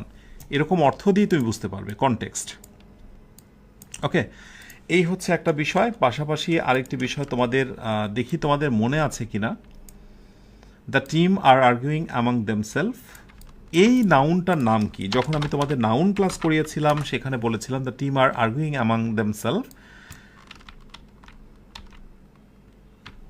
বলো দেখি এই টিমটাকে আমরা কি নামে চিনেছিলাম? তোমাদের কাছে আমার প্রশ্ন, একটু ঝটপট করে জানাতে থাকো। এই প্রশ্নটা আনসার রেডি করো। আর প্রক্ষান্তরে আর তিনটা নাউনের কথা বলে দেব, পুলিশ, ক্যাটল এবং পিপল। এই ভার্বগুলোর পরে, এই কালেকটিভ নাউনগুলোর পরে ভার্ব কিন্তু অলওয়েজ কি হয়ে যায়? প্লুরাল হয়ে যায়। হ্যাঁ, এটা কিন্তু স্বাভাবিকভাবেই ওই নর্মালি কালেকটিভগুলোর মতো না, যদিও কালেকটিভ নাউন কিন্তু এরা কিন্তু একটু যাতে এক হলেও মানে তালে একটু আলাদা মানে একটু ভিন্ন কিছু বোঝায়। সো সেই ক্ষেত্রে দেখা যায় অনেক সময় এটা অনেকে ভুল করে ফেলে। দ্য পুলিশ কালেকটিভের আগে আর্টিকেল বসে বা বসে না এটা নিয়ে কোনো দ্বন্দ্ব নেই, এটা বসাতেই পারো। দ্য পুলিশ ইজ অথবা আর ইনভেস্টিগেটিং।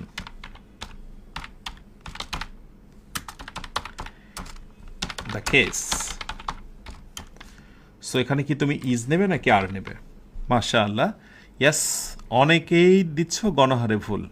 আমি একজনের রাইট আনসার দেখতে পেয়েছি দ্য টিম, যেহেতু এরপরে ভার্বটা হয়েছে প্লুরাল, সুতরাং এটার নাম ছিল noun of multitude. Noun of multitude, হ্যাঁ, বহু গুণ সম্পন্ন বা বহু মানুষের ব্যবহার রয়েছে এমন জিনিসগুলোকে নাউন অফ মাল্টিটিউড বলা হয়। প্রক্ষান্তরে আমরা যদি একক অর্থে সিঙ্গেল ইউনিট বোঝাতাম, অর্থাৎ যদি কালেকটিভের পরে ইজ হয়ে যায় তাহলে কিন্তু সেটা কি হয়ে যায় বলো তো? তাহলে সেটা কিন্তু সিঙ্গুলার মানে কমন নাউন, সরি কালেকটিভ হয়ে যায়। কিন্তু যখনই কালেকটিভের পরে ভার্বটা প্লুরাল হয় সেই কালেকটিভের নাম হয়ে যায় নাউন অফ মাল্টিটিউড। আচ্ছা, এবার আসো police, cattle, people. So police cattle গবাদি পশু, গবাদি যে গরুর বাছুর সমূহ, আর পিপল মানে তো জানোই মানুষজন। সো পুলিশের পরে আমরা এখানে কি করব বলো তো? ভার্বটা প্লুরাল করব আর। ওকে, তো এখন কথা হচ্ছে যে এখানেও কালেকটিভের পরে ভার্ব প্লুরাল, আবার এখানেও কালেকটিভের পরে ভার্ব হচ্ছে প্লুরাল। এখানে কালেকটিভের পরে ভার্ব প্লুরাল হয়েছিল, সেই জন্য এই কালেকটিভ নাউনটির নাম দেওয়া হয়েছিল নাউন অফ মাল্টিটিউড। কিন্তু আমার প্রশ্ন হচ্ছে এই বাক্যে পুলিশটাকে আমি কি বলতে পারি? অপশান এ হয়ে যাক অগ্নি পরীক্ষা। হ্যাঁ, কারা কারা পারছো দেখবো আমি। So is it collective noun or noun of multitude?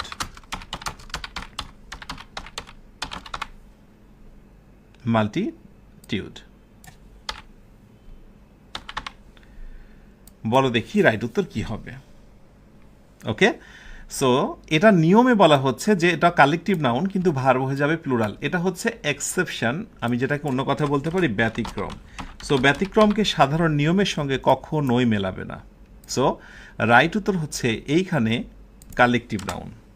এইখানে এটাকে আবার তোমরা আগের নিয়মটার সঙ্গে গুলিয়ে এটাকে তুমি আবার নাউন অফ মাল্টিটিউড বলো না।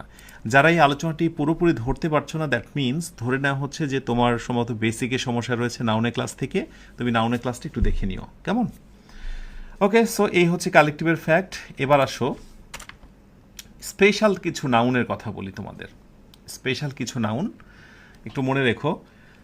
এই নাউনগুলোর সাথে কিন্তু একটা করে এস রয়েছে জন্ম থেকেই, ম্যাথমেটিক্স, ফিজিক্স, নিউজ, হ্যাঁ, এরকম কিছু নাউনই আছে, যেমন মার্স, মঙ্গল গ্রহ আছে না?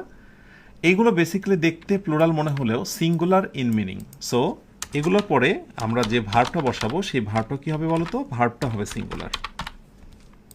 ব্যাস, এগুলো অনেকটা বিশ্বাসঘাতকতা মূলক শব্দ, মানে তোমাকে অনেক সময় ধোঁকা দেবে, মানে ধোঁকা দেবে অল্প জানলে। So mathematics is a tough subject. তো পরীক্ষায় যেটা থাকবে, হয়তো ম্যাথমেটিক্স একটা ইজ দিয়ে দিল, আরেকটা হচ্ছে তোমার আর দিয়ে দিল। তো তুমি কি এখানে কোনো ধোকার মধ্যে পড়বে নাকি যে আচ্ছা ইজ হবে না কি আর হবে? আমার মনে হয় আর সেটি নিয়ে ধোকার মধ্যে পড়বে না, কারণ তুমি জেনেছো ম্যাথমেটিক্স দেখতে প্লুরাল হলেও সেটা মূলত একটা সাবজেক্টকে বোঝায়, অ্যান্ড দ্যাটস ওয়াই আমরা ভার্বটা কী নেব বলো তো? সিঙ্গুলার নেব। ঠিক এরকমই আরও কিছু স্পেশাল নাউন্স রয়েছে, যেমন সিজার্স, ট্রাউজার্স, এই সবগুলোর সাথে কিন্তু একটা করে এস আছে। হ্যাঁ, এগুলো কিন্তু আবার বেসিকলি দেখে ভয় পেয়ে যেও না, এইগুলো কিন্তু আবার আগেরটার মতো নয়। এগুলো হচ্ছে বেসিকলি এগুলোর পরে ভার্বটা কিন্তু হয়ে যায় plural, always plural. The scissors are on the table, কাঁচি টেবিলের ওপরে, the scissors are on the table, এগুলো হচ্ছে প্লুরাল নাউন। ঠিক আছে, এগুলো দ্বারা সর্বদাই প্লুরাল জিনিসকে বোঝানো হয়, সর্বদাই প্লুরাল জিনিসকে বোঝানো হয়। সো কাছাকাছি আমরা এসেছি। আচ্ছা, ওই টেস্টটা এখন দেবো না, একটু পরে।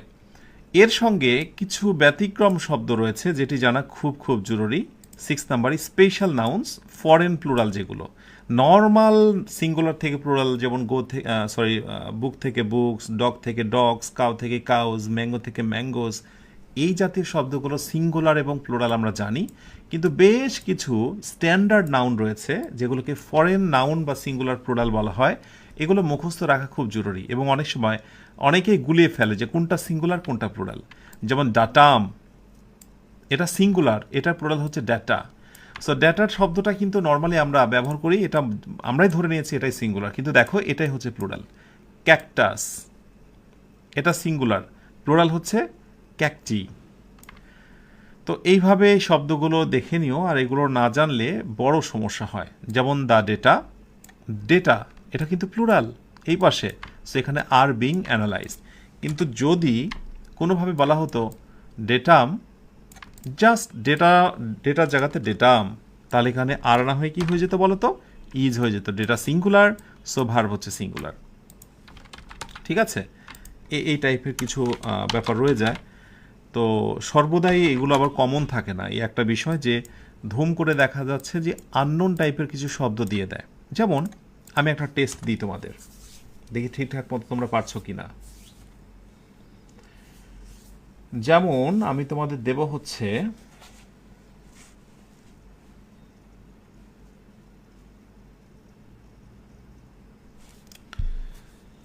হলো তোমাদের the এরাটা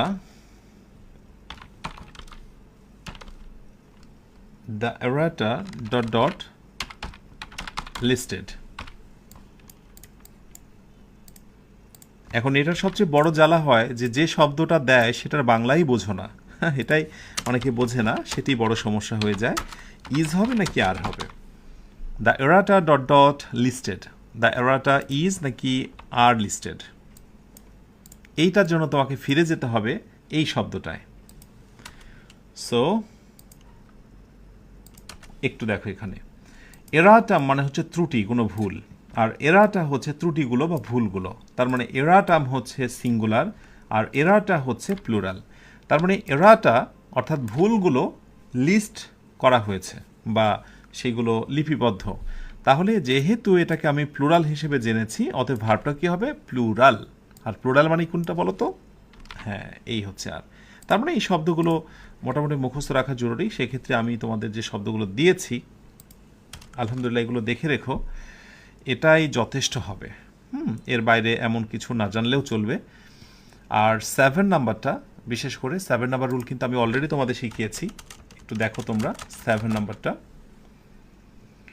subject with quantifier each এবং এভরি, যখনই কোনো নাউনের সাথে যুক্ত হবে, ইচ অ্যান্ড এভরি, মনে থাকবে ইচ অ্যান্ড এভরি কোনো সাবজেক্টের সঙ্গে যুক্ত হলেই ভার্বটা হয়ে যাবে সিঙ্গুলার। এর আগেও বলেছিলাম ওই যে each teacher and each student, every teacher every student. Each এবং এভরির মধ্যে ছোট্ট একটা পার্থক্য আছে, আমার ক্লাসেই সেটি দেওয়া আছে, ইউটিউব চ্যানেল থেকে দেখে নিও। শুধু এখানে জেনে রাখো ইচ অ্যান্ড এভরি এটিকে বলা হচ্ছে ডিটারমিনার, আর তার ভিতরে ডিটারমিনারের একটি অংশ হচ্ছে কোয়ান্টিফায়ার। তো বেসিকলি ইচ অ্যান্ড এভরি নাউনের পূর্বে বসলে ভার্বটা হয়ে যাবে singular. Okay, many student participates, many students participate. কিন্তু যদি আমরা কখনো ম্যানি ব্যবহার করি, নাউনটা হয়ে যাবে প্লুরাল, ভার্বটাও হয়ে যাবে প্লুরাল, এটা কিন্তু প্লুরাল। কিন্তু এখানে একটা রুল দিয়ে প্রচুর হরহামেশায় প্রশ্ন আসতে দেখা যায়, সেটি হচ্ছে ম্যানির পর যদি কখনো একটা এ বসে যায়, ম্যানির পর যদি কোথাও কি বসে যায়, একটা এ বসে যায়। সো ম্যানির পর যদি কোথাও এ বসে যায়, dot dot is equal to ভার্বটা কিন্তু হয়ে যায় সিঙ্গুলার। পার্থক্যটা দেখো, সিঙ্গুলার। যেমন আমি যদি বলি যে ম্যানি পোয়েটস ওয়ার প্রেজেন্ট দেয়ার, অনেক কবিরাই সেখানে উপস্থিত ছিলেন। এই বাক্যটায় যদি আমি ম্যানি এ দিই তাহলে ছোট্ট একটা ভুল হয়েছে, মনে রাখতে হবে ম্যানি থাকলে পরের নাউনটা হয়ে যাবে প্লুরাল, অতএব ঠিক আছে। কিন্তু ম্যানির পর যদি কখনো এ নিই আমি, তাহলে পরের নাউনটা হয়ে যাবে সিঙ্গুলার। এই রুলটা মনে রেখো। এবং এখানে ভার্বটা হয়েছে প্লুরাল, ইটস ওকে, কিন্তু পরেরটায় আর ওয়ার হবে না। ঠিক এই জায়গাগুলোতেই টেস্ট দিবে, যেখানে কি ওয়াজ হবে নাকি এখানে ওয়ার হবে। তাহলে বলো দেখি। ইয়েস, রাইট উত্তর হচ্ছে ওয়ার। রাইট উত্তর হচ্ছে যদি কোথাও ম্যানির পরে এ বসে ভার্বটা হয়ে যায় সিঙ্গুলার। সো ম্যানির পর যদি কখনো এ বসে ভার্বটা হয়ে যায় সিঙ্গুলার। বাট এই বাক্যটা প্রশ্নে মানে বাংলা জানাটা খুব জরুরি। ম্যানি পোয়েটস, অনেক কবিরা সেখানে উপস্থিত ছিল, কিন্তু কতই না কবি সেখানে উপস্থিত ছিল। ম্যানির পরে যখন এ ব্যবহার করা হয়, এটা মূলত লিটারেচারে সাহিত্যে ব্যবহার করা হয়। সো এটি অনেকটা পোয়েটিক, হ্যাঁ, কাব্যিক। এটি পোয়েটিক সেন্সে ম্যানির পরে এ ব্যবহার করা হয়। ম্যানি পোয়েটস, অনেকগুলো কবি, আর ম্যানি আ পোয়েট, কতই না কবি। ম্যানি ফ্লাওয়ার্স, অনেক ফুল। ম্যানি আ ফ্লাওয়ার, কতই না ফুল। ঠিক আছে, এই কতই না অর্থে আমরা ম্যানি এ ব্যবহার করি। ব্যাস, এই হলো মোটামুটি সাবজেক্ট ভার্ব এগ্রিমেন্টের 7টা রুলস। আমি এর বাহিরে যেগুলো রুলস রয়েছে, কারণ এটা 2 দিনে শেষ করতে হবে, খুব ইম্পর্টেন্ট একটা টপিক।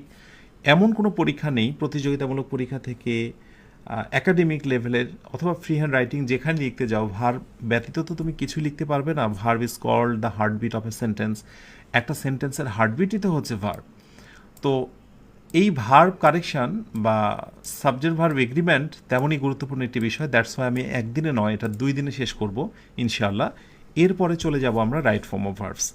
ওকে, আলহামদুলিল্লাহ, আশা করি বুঝতে পেরেছ। এবং এর সাথে সাথে শেষ হলো আমাদের সাবজেক্ট ভার্ব এগ্রিমেন্টের দুর্দান্ত প্রথম দিনের আয়োজন। আরেকটা ক্লাস রয়েছে যেটা তোমাদেরকে উপহার দেব ইনশাআল্লাহ আগামীকাল। মাঝে মাঝে দম বন্ধ হয়ে আসছে, এত তথ্য এত কিছু নিব কিভাবে। আর এখানেই হচ্ছে মজার খেলা। হাতে আছে তোমার বই, হাতে আছে হয়তো বা পিডিএফ।